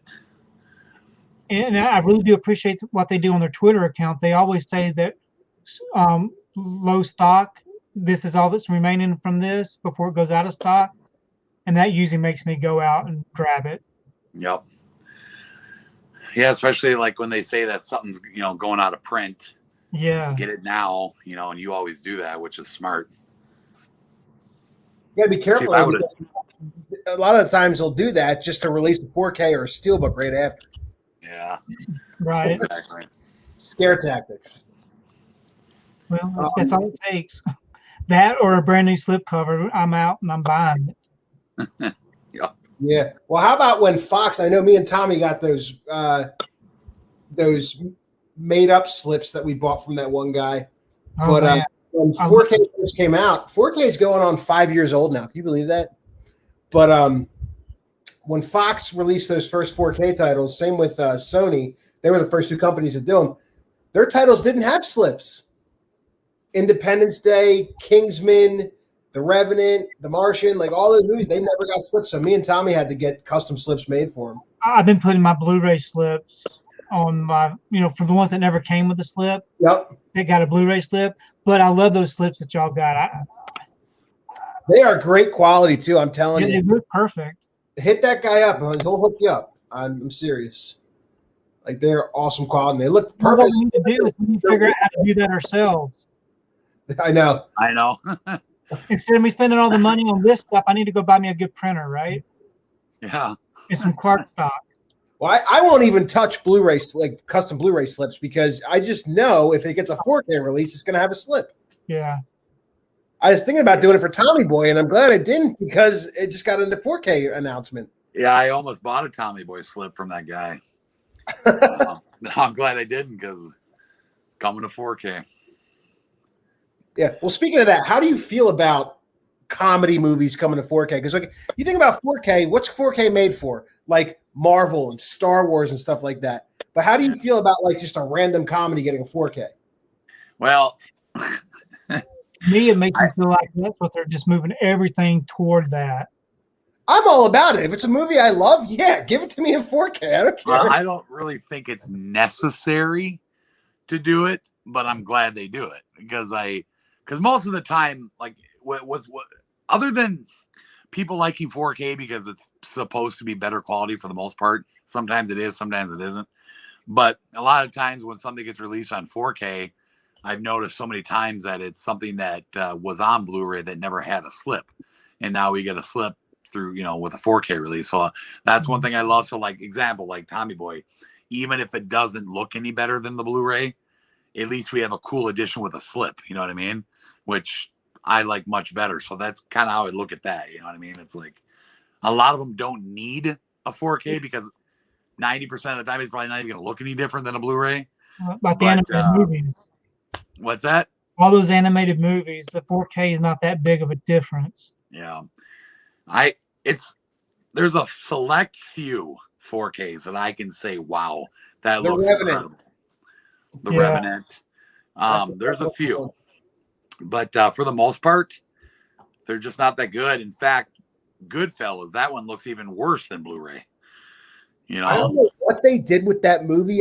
I guess it might have been the film stock that they had back in the 90s, but like 4K just brings out so much grain in these older movies that it looks like your TV has bad tracking. I know. And it's like that with Ghostbusters too. Yep. Yeah. And I've noticed some blurring on the edges. The blur, it's like, why is it blurred like that? It looks terrible. But I did watch all of the Lord of the Rings and the Hobbit trilogies back during the Christmas holidays, 4K, and they're spectacular. See, I could see movies like that looking good. Yeah. Like, I even see. I want to get the Harry Potter movies too. The 4K Steelbook set of that I missed out on. Yeah. I have the Blu-ray one. Did y'all get the 4K slips with those Harry Potter movies? Nope. I sent you one, Tommy. Oh yeah, I got one from Craig. I found that I was movie hunting at FYE, and I guess somebody mispriced it as like a Blu-ray title, and it was a 4K of Harry Potter. I think it was the second or the third one, and it was priced at like $2.99, and it was 4K with a slip. I'm like, all right, I'm picking this up, and I'll just give it to Tommy. He likes Harry Potter. Yeah. So I got one. I just threw it in as he bought a couple movies off me. I threw it in as a surprise. Well, you know how often they re-release movies for the Harry Potter movies on Blu-ray? They give a different slip, and a different slip. So eventually we'll get a good slip. Like, why do they do that? But Jurassic Park 4K can't get individual slips. Yeah, I don't know. That drives me nuts. Yep. I have to have the first two in 4K with slips. I have to. Same thing with Back to the Future, and now Indiana Jones. It's not getting any individual 4K slips. Yeah, they're just getting that box set, right? And a steelbook.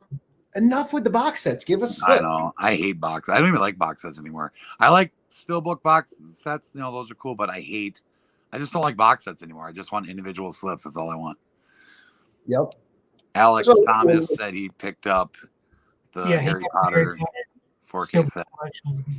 Awesome. Yeah, I still got to find that. But most of the ones I see for sale on eBay are damaged. Yeah, they are. Yeah. I have a hard time ever finding a good set. I got the Blu-ray one, but I just got to get the 4K one. Well, hopefully when the Scream movies come out, they're individual and not a box set. Yep. I picture a box set, though, don't you? Kind of. I mean, I guess I would let it slide if it was a ScreamFactory box set. But if they put a box set out before the fifth movie's even released, that makes sense. That's one of the reasons why I hate box sets, is because 90% of the time it's not complete. You know what I mean? Yeah. That's what I can't stand. Yeah, they're going to be doing another movie later. Yeah. And you never know. I mean, you could take a franchise like Back to the Future or something where you almost know positively you're never going to get another one. Right. Then it's okay. Then I don't mind. Like, you know, like Back to the Future didn't get individual releases when it came to 4K, which is cool because things like that are meant to be like this trilogy set together. Even though I still would have loved individual slips, but you never know. I mean, like nothing is ever guaranteed. Like you never know. They can make a remake of Back to the Future. They could do some stupid part 4. Probably not. You know, we'll probably never see that. But you never know. Is my point. You know what I mean? Like you never know what they're gonna do. And I hate that I got I got a box set of 1, 2, and 3. You know, what's most annoying about that is for collectors that organize things a certain way. Like I keep my slips together and my non-slips separate. So that means that I'm breaking up franchises, you know, like one will have a slip and one won't have a slip. You know what I mean? So it's like, I hate doing that. And then when you got box sets, all right, let's watch,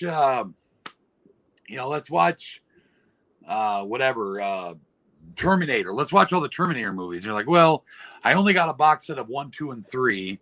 And then I got 4 and 5 separate. And then I got the 6th one on 4K. It's like, I hate when that's one thing I hate about box sets is that they're never complete. You know what I mean? Yeah. And then you got to buy the new box set when the new one comes out. And then you don't want to get rid of the old box set because you're attached to it. Yeah, exactly. So that's what annoys me with box sets. That's why I don't like them anymore. Yeah. Irreversible is annoyed because they didn't get the Harry Potter's Wizards collection.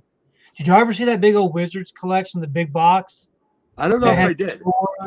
And all this stuff. I did an unboxing of it several years ago, back when I first started my channel.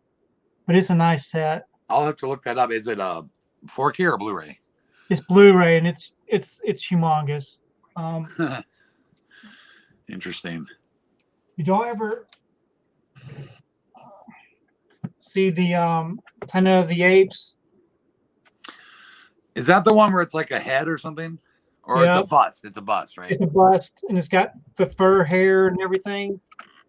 I've seen those. Yeah, I don't own it, but I've seen them. They're cool. It's cool looking. What all comes in that? Which ones? All of them. All of them on DVD. DVD. Well, that's but I only got it because I wanted the bust. Sure. Yeah. Yeah. That's awesome. But so the reason I brought that out was just the thought that why don't they do those anymore? They don't do anything nice like that anymore. I think maybe they didn't sell or something. Yeah, I don't know. I think they charge so much for those things. I think they charge a little too much for the things like that. Yeah. And not many people can afford it. And I don't know, maybe it costs too much to make where they can't lower the price. Or I mean, it could be anything, you know. Who knows? That was back in the heyday when they used to do really nice premium collector sets. Yep. Yeah. How about back in May when the pandemic was like starting to get strong? When Disney released, what was that movie without the slipcover? Yeah, Call the Wild. Onward, and then Onward. Yeah, Onward was the Pixar movie that didn't get a slip, but you had to get the Target one if you wanted like a slip with it. Right. Like that kind of freaked me out. I'm like, does this mean like with all the replicant plants shutting down, like, are we not getting slips anymore? I know it's kind of stupid to say, but like, companies are cutting corners during COVID. They're losing employees and like everyone's getting laid off. Like they got to cut somewhere. I mean, the slips were like the first one to go for Disney, which is it was weird because Onward was like the first Disney Pixar movie in history that didn't get a slipcover.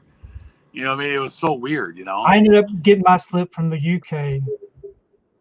Oh, yeah, that's right, because they had one, yeah. But, you know, thinking about that, I had a thought, but it just escaped me for some reason. Yeah. Man, it was a good one, too, I think. But anyways, talking about the COVID and the slips, there was something I was going to say. I just can't think of it now. Well, while you're thinking of it, one of the things that we talked about, Tommy and I talked about this before. So it was like after they released Onward without the slip, they announced in June of last year, they announced Hocus Pocus and Home Alone coming to 4K. Yeah. And then we're like, oh no, I mean, if Onward didn't get slips, are these two going to get slips? But I guess their production picked back up and everything started speeding back up because they got slips. And you know what was cool about that? They were both released on my birthday. Home Alone released on my birthday. Yeah, I remember that. But you know what? Home Alone 2 didn't get a 4K. And then there was like someone on Twitter was saying Home Alone 2 is going direct to 4K streaming next year. Yeah. If that's the case, like I'll probably buy it just to watch it in 4K. But you know what? And then they said that, you know, now that they own Fox, they weren't going to do any more Fox catalog titles. Right, exactly. The last one was supposed to be Home Alone, and that was it. That was the last title for Fox they were going to do, and then all the Fox titles were going to go to streaming in 4K. But then they threw a curveball at us a couple months back. Heat and Speed are getting 4Ks. Yeah. And now the Alien franchise, the rest of them are coming to 4K. And I think because Home Alone and Hocus Pocus sold so well. Probably, yeah. I think the rest of their 4Ks sell pretty well too. So it's like, I think it's a good marketing move to bring them back. Like get the catalog titles out there. Yeah. What do you got? The Prestige 4K. You got that one to slip? I did, and then I sold it like a fool. It's a hard one. You got it, Tommy? No, I don't. Yeah, that's one of those that I paid money for. I got two grails that I'm looking for on 4K. It's Starship Troopers and The Shallows. I've been looking for those on 4K with slips. Yeah, you know, Shallows, yeah. I've got The Shallows, of course, the lenticular Blu-ray slip. Yeah. And I'm okay with that because it's identical to the 4K one. Right, it is. I just want the 4K edition of that because I'm crazy. Groundhog I had Day. a hard time finding Groundhog Day 2. That one, I think I ended up. Craig, I think, tagged me in a post on Facebook one day. Somebody was selling a Groundhog Day 4K slip, and I think I got it for $10. And then, of course, the movie's cheap. The movie was like 15 to 20 or something. So I think altogether I ended up paying 30 or something for the 4K slip and everything. Alex says the Call of the Wild got a slip. Yeah, it got a slip directly through Disney Movie Club, but when it was first released in the Walmarts and the Best Buys, they didn't have them. Yeah, but you know, some Walmarts actually got a hold of some with slips. Oh, nice. And I heard that. A lot of people find them. One with a slip, thank goodness. But I had never even seen the movie. Have y'all seen the movie? Nope. No. Don't really have an interest in that one. I don't watch movies. I just collect them. You just collect them, right? They look cool on the shelf anyway. Yeah, well, that's the whole thing about. So, like I said, I've been watching at least one movie a day since Christmas. Yeah. Because people were giving me such a hard time about having all of these and not ever watching them. But the thing about it is, I work, so I can buy this stuff. Who has time to watch a movie, right? The only time I would ever watch a movie was every weekend I'd go to the theater and watch a movie, and I haven't been to the theater in over a year now. Yep. Last movie I saw in theaters was 1917. Oh, wow, yeah. But wasn't that a great one? Yes, I loved it. Yeah, it was amazing. I told Tommy about that. I'm like, dude, you got to see this movie. I know, that's what I was telling people. I had no idea when I was going into it what it was going to be like. That's the kind of movies I like to go see. It's something that I don't know anything about, and that just amazes me. Yep. Same way with Parasite. I went into Parasite not knowing about anything. Didn't even know this going to have subtitles, but those are the kind of movies I like to see. Something that surprises you. Yep. Yeah. So I guess the next one. Well, no, I did see Scream in theaters. My girlfriend Kate, she got me a private showing of Scream down at the AMC theaters. So like that's a thing. Really? Like, yeah, with COVID going on, like you could rent a theater. Wow. It ended up being like $200 for the two of us. She got it for me for Valentine's Day. Well, that's amazing. Her and I, we had the whole theater to ourselves and got to watch Scream on the big screen. So that was an experience for sure. It's so cool. That's Well, awesome. The theater near us only opened up to sell popcorn. That was the only thing they were doing. No movies, nothing. But they sold the popcorn, and people were buying it like crazy. $9 bags of popcorn. Yeah. I think all my theaters are opened up right now. Yeah. Yeah, we're trying to open back up. Yeah. I still have a Rainbow. I'm definitely gonna go see Kong versus Godzilla. I don't remember what the last movie was I had seen in the theater before the pandemic. I cannot remember. But when the theaters reopened, whenever that was, never like reopened and then they closed again. Yep. At least that's how it happened here. But when they reopened was around the time that Bill and Ted 3 was in the theater. And I went back, and that was like the one movie I actually did see in theater with my brother. It was cool because they just reopened, and then so I went and seen that, and then they closed again right after it. But now that they've been reopened, I haven't gone back yet. So Irreversible was saying American Psycho 4K slipcover sold for $80 on eBay. Do y'all have American Psycho on 4K? Yeah, has that become out of print, hard to find one now? Yeah. And just this week I was in a bidding war against somebody for American Psycho, and it got so high I quit bidding on it. You got out, yeah. Yeah. Yeah, I think I got American Psycho. I didn't get it day one on its release. It was, I think, a couple months after it came out. My Best Buy happened to have it with slips. Yeah. But that was like last year or A something. lot of those 4K releases that had the slips, I was too busy buying the Steelbooks for those 4K releases. I never got the flip. I thought I'll get it later. And then boom, they were gone. Yeah, that's it. Yeah, I was like that with Evil Dead 2. Evil Dead 2 for the longest time was one of the hardest slips to get. Yes. And one day it just popped up on eBay for $25 and I snagged it. Yeah, because I was the same way. I was seeing that on the end caps at Best Buy all the time. Yep. I thought I'll get it later, and then boom, they were gone. Tony, do you have this, the lenticular Blu-ray? The Blu-ray? Oh yeah. I've got that. I remember when this was really like it went down big time now ever since it got released on 4K. But I remember how expensive that was for the longest time. I think I paid like $50 for that damn thing. Yeah. There it is. How much did you pay for it back in the day? I don't remember. Yeah. I got this poster in my movie room next to me. Oh, cool. I wished it was lenticular. Wouldn't that be something? This here is probably like one of the coolest lenticular slips ever. The Ring. Oh yeah, I've got that one too. I still need that movie with that slipcover. I love it. That was a Best Buy exclusive, right? I think so. Yeah, they did a whole run of Paramount titles with slips. Yep, I got those. They did The Ring. They did Planes, Trains, and Automobiles. Yeah, I got that one. Pet Cemetery. Yeah, when this came to 4K, I obviously bought the 4K, but I couldn't get rid of this. I love it. I just love it so much. Yeah, so on one of my Slipcover Saturday videos, I'm going to be doing all my lenticular slips. The Hateful Eight, all those good ones. I have that Hateful Eight one. That'd be a cool one to get a 4K. Yeah, it would be. More Tarantino on 4K would be amazing. Yeah. Did you, and Tony, I don't know if you watched my last, was it?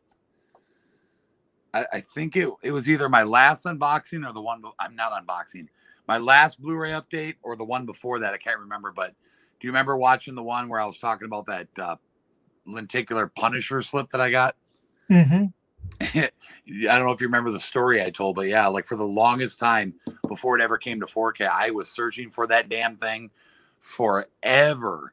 I just could never find it, and I wanted it so bad because Punisher's like, a favorite movie of mine, and we never got a slip for it here. Only Canada did. Yeah. And for the longest time, I was searching for it, and I never found it for sale anywhere except for one seller that was selling it for $300. And that was, and this is from years ago, like maybe 2-3 years ago. It was maybe even longer ago. It's been on eBay for $300, and it's still on there for $300. Like that seller that seller just ain't gonna give up. He's like, I'm getting $300 for this slip if my life depends on it. But so that's the only one I ever seen for sale. And then all of a sudden, out of the blue, the other couple weeks ago, I found one for like $10. Like a seller had it for like $10. Wow. So even though I have the 4 cabin now, I just wanted that just because I've always wanted it. And just because of how funny it was, I could never find one. So I picked it up. I finally got it now. But yeah, the seller still, if you go search it on eBay, they want like $300 for it. Do y'all both set up a notification so whenever every single morning at 7:30, well, where I'm at 7:30, I get an email with everything that I've got saved for certain things on eBay? No, I didn't even know you could do that. Yes, you get notified. You just put in the barcode number. I do it by barcode, and I also do it by the title. Every morning I get an email of what's been posted for the day before. Sometimes it's too Holy late. crap. At least you get notified. Wow. I got to do I've that. done a lot of things that way. You know, Craig, Yeah. you know, the Paul Blart slip? Yeah. Yeah. I don't know. Tony, you don't have it, do you? The Paul Blart slip? Okay. I don't know. It's like one of the most limited, rare slips that exist on this freaking planet. And it was like, I think it was like a Walmart thing or something, Craig, right? Well, Like it was like Walmart or something like that. And Craig just happened to find one day out of the blue on eBay. Somebody was selling one, and we couldn't believe it that he found it and he got it. And I've been looking literally for years, maybe a couple of years. I go on eBay almost every day. Paul Blart slipcover, Paul Blart slipcover, and the only thing that ever pops up is part 2. Well, finally, like the other day, I just happened to go on eBay. I type in Paul Blart slipcover, and all of a sudden, out of the blue, one popped up, and it said slipcover, and it was a stock photo though. So I'm like, wait a minute. So I reached out to the guy. Hey, is this legit? Does this actually have the outer cardboard slipcover? You know, you got to say it like that so they understand. Mm-hmm. I'm like, does this actually come with this? And they go, yep. And I'm like, oh my God, awesome. It was like $12. So I bought it, and they marked it as shipped on the 12th of March. And it still shows awaiting. So I don't know what happened. I kept trying to get a hold of the guy, and he never responded. And then finally, a friend of his says, hey, I'm taking over his eBay account because he had to go into the hospital and get surgery. So I'm responding to people now, and I'm like, okay, well, I don't know what the deal is. I hope he's okay, but I even called the post office where, that particular, it was like in Maryland or something. I even called the post office, and they looked up the tracking and said, no, it was never scanned in. It was never dropped off. Yeah. So that's what they do. Talk about crushing my dreams. Yes. You know what I mean? Because I had one an auction for an item that I had been looking for years. Yeah. And the picture was beautiful. It was exactly what I wanted. And I paid for it. I did everything I was supposed to do. And they marked it, as paid and pending shipment or whatever. They never, ever, ever, ever shipped it. They finally gave me a refund. Yeah. But I cared less about the refund. I wanted the stupid slip cover. That's and what they never had it. They never had it in the first place. It was only a way to attract people to that auction, to their auctions or whatever. So and I was going to say something earlier, and I said I forgot. And I was trying to think of it. I thought about it while you were telling your story. Target, they were having all these sales, right? The buy 2 get 1 free or whatever. Yeah. Oh, it's going to start in 1 minute. Yeah, and guess what? I heard someone tell me, and I've already experienced this myself. If you order too many items, they take the slip covers off and just send it without the slip. Even brand new releases, because they're shipping them in those crappy little white envelope things, those mailing envelopes. Yeah. So if you buy more than 2 that can't fit into one of those small cramped little envelopes, they'll take all the slips off of them, and then it makes it more compact. So you got to be real careful when you order from Target. That's no good. If you Oh, order that's like lame. 20 of them, what they'll do is they'll ship them separate and still take the slips off. Wow. That's lame. So what's the Target sale about, Craig? So it's buy two, get one free. I'm looking, so I made a list of like everything I want to buy. Usually you luck out and get the pre-orders, like the ScreamFactories with the slips and everything. So I just checked Shrek 4K. It's not part of the sale. No. Let me check Animal House real quick and see if that's on there. But that's how I got the good deal. I got the Rad Steelbook for $12.99. Yep. Nope, not part of it. Let's see. I was so mad about the Rad Steelbook. I'll tell you something about it here in a second. Did you get one? Yeah, I got it, but I have you noticed lately with Amazon that like all their stuff, like when they finally update a delivery date, it's like 2 months from the date or something. Yeah. I don't know what they're doing, but as it draws closer, you can go in, even though if you leave it alone, it probably will end up getting to you on the release day. I just don't know why they've been doing it that way.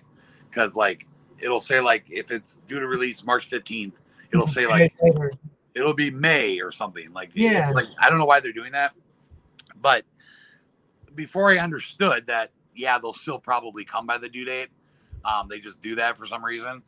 I started if you go as it draws closer to the release day, you go in and you order it again and cancel the old one. It'll update with a shipment date that actually is on the release day. But again, forgetting about the low price guarantee that when I originally had Rad ordered, I got it for the really cheap price because Amazon dropped it down to like $12.99 after the pre-order started. And then because I canceled it and redid it, it went back to the $25 price. That was my fault. I forgot, that it does that. So I was like, damn, like, oh my God, I'm paying double for it now. Did y'all get the Dread 4K Steelbook? Yeah. No, I didn't get it. Did I bought 3 of them because every time I got one, the case was cracked and then the Steelbook underneath it was dented. It was hard to get one that was actually decent. Mine actually came perfect. Yeah, I wish mine would. Yeah, that sucks. So Craig, you had time to go through all the Target sale now? Well, I don't know if I'm trying to hit refresh. Usually it pops up at midnight. It'll tell you what's part of the sale and what's not. And I'm still not seeing anything. Maybe they didn't refresh it yet, but you know what I do is I put everything in my cart that I want, and then I just go to my cart to see if anything changed. Yeah, like the King Kong Collector's Edition coming out. That's not part of it as of right now, anyway. Shrek wasn't part of it. Animal House wasn't part of it. Let me check Spaceballs. What about Godzilla? That comes out this Tuesday. Yeah, nope, not part of it. No, nothing's even showing up as the buy two get one yet. Well, it's probably too early, Craig. Yeah. Maybe it'll update more in the morning or something. Yeah, maybe I'll be checking it in the morning, and hopefully we'll have some different time zone. I'm gonna have to jump off here pretty quick, so I'm gonna have to be a party pooper. No, that's okay. Is there anything that you would like to let everybody know that as far as your upcoming videos, what you just sticking with your unboxings? What do you have coming in? Yeah, as far as upcoming videos, I do have some unboxings coming now soon that are going to be the different sales, like the Kino stuff, the Warner Archive stuff is coming soon, and then I don't know if you did, Tony, if you did this, but I ordered those 2 exclusive Ronin Flicks titles, the Lawnmower Man 2 and Adrenaline. Did you get those? I don't think so, no. Go to Ronin Flicks. You can save $10 if you buy both of them at the same time. Oh yeah, I did. I got that. You got those? You buy 2 and you get yeah. Yeah, okay. I got those coming, so that'll be an unboxing. And then that's pretty much it for right now that I got. And then of course you do a monthly update. Sometimes it's the next month, but at least you do. Yeah. Yeah. I'm gonna try to, but I busted out on the 1st this time. I want to try to commit myself because you're so good at that. Like you do it on the last day of the month, which is awesome. I'm gonna try to do it on the 1st of every month if I can. So because I got it ready to go now. Because what I used to do before, it was stupid of me. I used to just as soon as I got my movies, I just put them all on the shelf. You know what I mean? Like I just got them right on the shelf, bam, over, done with.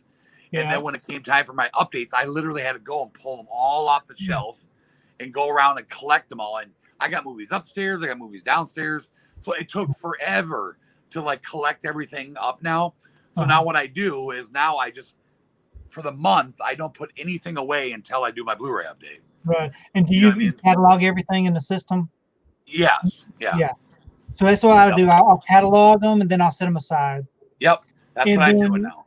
The last day of the month. So those monthly haul videos are probably my most watched videos. Me too. So definitely keep doing that. And if you do it in a timely manner, it's even better. Yep. But the last day of the month, this month is going to be like on a Wednesday or Tuesday or Wednesday. It's harder to do it on the last day of the month. So I'm thinking about just doing what I get in the week and just do a weekly video and then putting them all together for the last day of the month. It'll be a lot easier. Yeah, probably. I agree. Yeah. So now that I'm keeping them all stacked up together in a separate spot and ready to go, I could just bust out the video really quick. You know what I mean? So my goal is to get March's stuff out on April 1st. So definitely be on the lookout for that. I have some awesome stuff I've picked up in March. Like seriously, like so many. It's a big update too. It's a lot bigger than some recent updates. So definitely be on the lookout for that. A lot of really cool stuff in that update. Tony, are you gonna pick up Girl Interrupted on Blu-ray? That was one of the Sony titles that were announced. You ever see that one? I haven't. What a great movie! That's definitely Angelina Jolie's best movie for sure. When is that coming out? March 30th. It's coming from Sony. Okay. Hey, Alex Thomas said he misses my Blu-ray hunting videos. Yeah, you know, to be honest with you, like obviously we all know why everybody stopped doing those when the pandemic hit, but I haven't been doing them not just for any of that reason. It's just doing the videos at home and doing unboxing weekly pickups videos has just been easier for my schedule. But trust me, I know people want to see it. Those always got the most views on my channel. People love the shopping videos. So they're coming very soon, I promise. Like I'm going to start doing them again because even I miss doing them. You know, they've always been fun. It's been difficult lately for me to get out on release days on Tuesdays. I just got so much going on, so busy with work and everything, but they're coming. I'm going to start doing them again, you guys, very, very soon. So we got to get a shopping video going when you come down here in May. Yep. Yeah, just quit our jobs and we can just be out hunting videos, doing hunting videos all the time, right? Hey, if I can make enough money from YouTube to quit my job and just focus on my channel and hunting for movies, man, talk about the life. That'd be the dream, wouldn't it? Can you imagine having Cool Duder's life? I mean, he does the YouTube thing and he's an actor in horror movies. Like that's his job. Can you imagine having that? That's your life. How about Cool Duder? Really like this movie.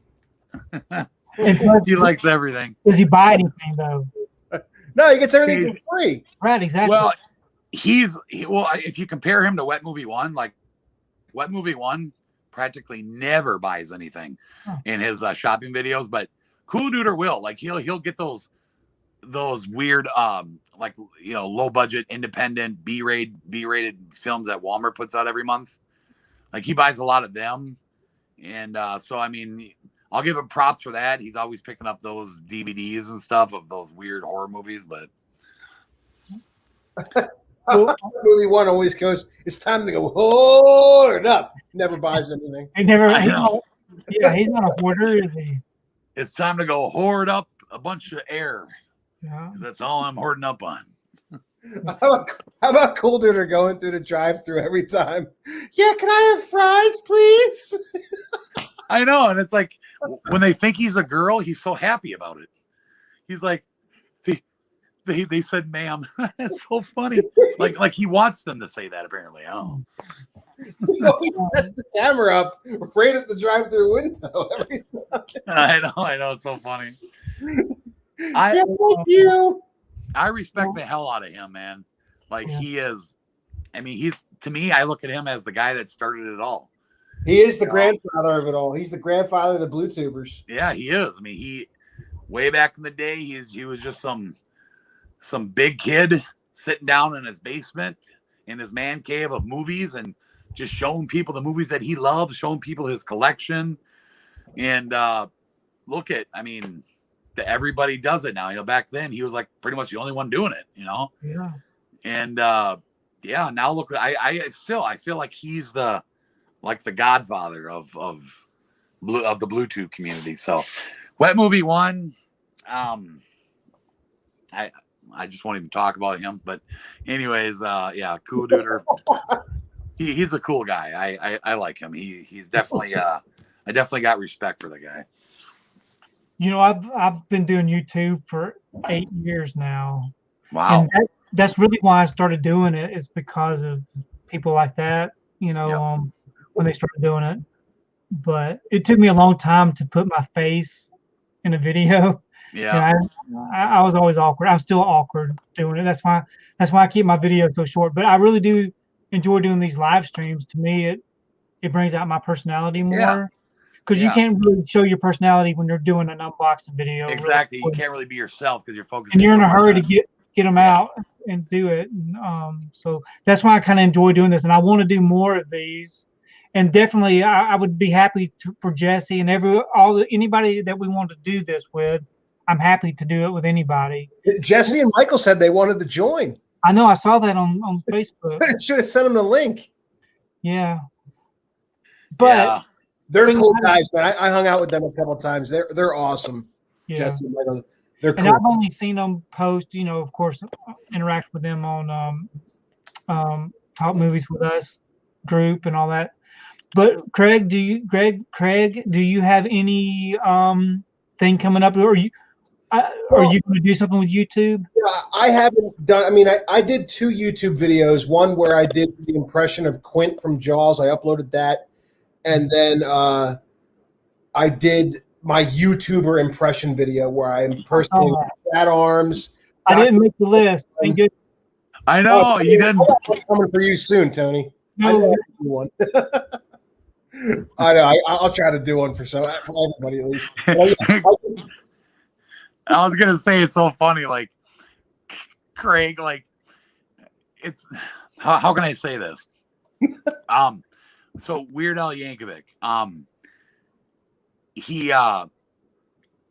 tells this story that back in the day when he wanted to parody one of Nirvana songs, you know, like, and he parodied "Smells Like Teen Spirit" and he called it "Smells Like Nirvana." And he, you know, he always goes to the people and asks permission to parody their songs, just, you know, so he doesn't damage any relationship in the music business. Because technically he doesn't have to ask, you know, by law he doesn't have to, but he does.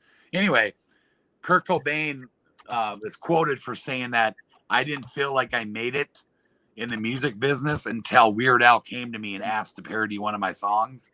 And so that's how I feel with Craig. Like, if Craig comes to you to parody you and you're a YouTuber, you know you've made it in the business. If I did the direct order I did them, I started with Chad, and then I moved to Tony Wilson was the second one. Dr. Movie 91 was the third one. The fourth one was, who did I do for the fourth one? You did what's his name? Culture Trini. I did Culture Trini. That was exclusively on Talk Movies With Us. I wish I still had the clip for that, but when I was like getting rid of stuff to make room on my phone, that was one of the ones I mistakenly deleted. Oh. So you can only find it on Talk Movies With Us. But then I did you. Yep. I got a video of you, and then did you ever do Kirsten? No, I never did Kirsten, but I can think of something for them. Did you do Cinema Sickness, or who'd you do? I did do Cinema Sickness. I did like a little clip of him. Where he's like, "Hey everyone, Cinema Sickness here." They, you know, like he's always doing that stuff. But I did a little intro for him. And Cinema Sickness, man. I met Cinema Sickness at a con with Jesse Singer. We went to RetroCon out in Pennsylvania. and we met Cinema Sickness there. And I showed him, like, listen, I did an impression of you. You never seen this on, I never posted it, but here it is. I showed him on my phone, and he thought it was pretty funny. But like, I did the impression, like, you knew Tony Wilson right away. How did you know it was him? Oh, because I don't. Do you ever watch Friday the 14th, Tony? No. He's a cool guy. He's awesome. I love Friday the 14th. Yeah, he's a cool guy. He's got an awesome. I've seen the channel. I'm not very familiar with him. Yeah, he's a cool guy. It seems like I've got the same people that I check out every single week. Yeah. I know always there's people out there. I like the people that are genuine, people like you, Tommy Starr. There's some people out there that are just so fake. I can't stand them. I get it. Yeah, that's I could tell that right off the bat with you when I first stumbled upon your channel. Mm-hmm. Like you can almost read people, you can almost tell, you know what I mean? Like they're doing too much to try to get the attention, or you know what I mean? Yeah, I just people like you and like myself, we're just regular guys that just love to talk about movies and just show people our collections and buy stuff, but I know what you mean by those certain YouTubers out there that are a little bit different, but we've been chatting for 3 hours and 15 minutes. It doesn't seem like it's been that long. So it doesn't, man. We could have watched Titanic in this time frame. Right, exactly. No, I was gonna say though, went this long. With Friday the 14th, man, like every time you watch his videos, he's always got a big old wad of tobacco in his mouth. So he's always like, "Hey guys, what's going on?" Over here. So Craig sends me the clip of his parody of Friday the 14th, and as it came in before he even started talking, I knew it was Tony because Craig like stuck like a piece of bread or something in his mouth. He's like, "Hey everyone, there's Tony here." And he had a big old line in his mouth. I'm like, "Oh my god, he's doing Friday the 14th." But then remember when I did your impression, you knew it was you right away? Well, because you had the orange headband.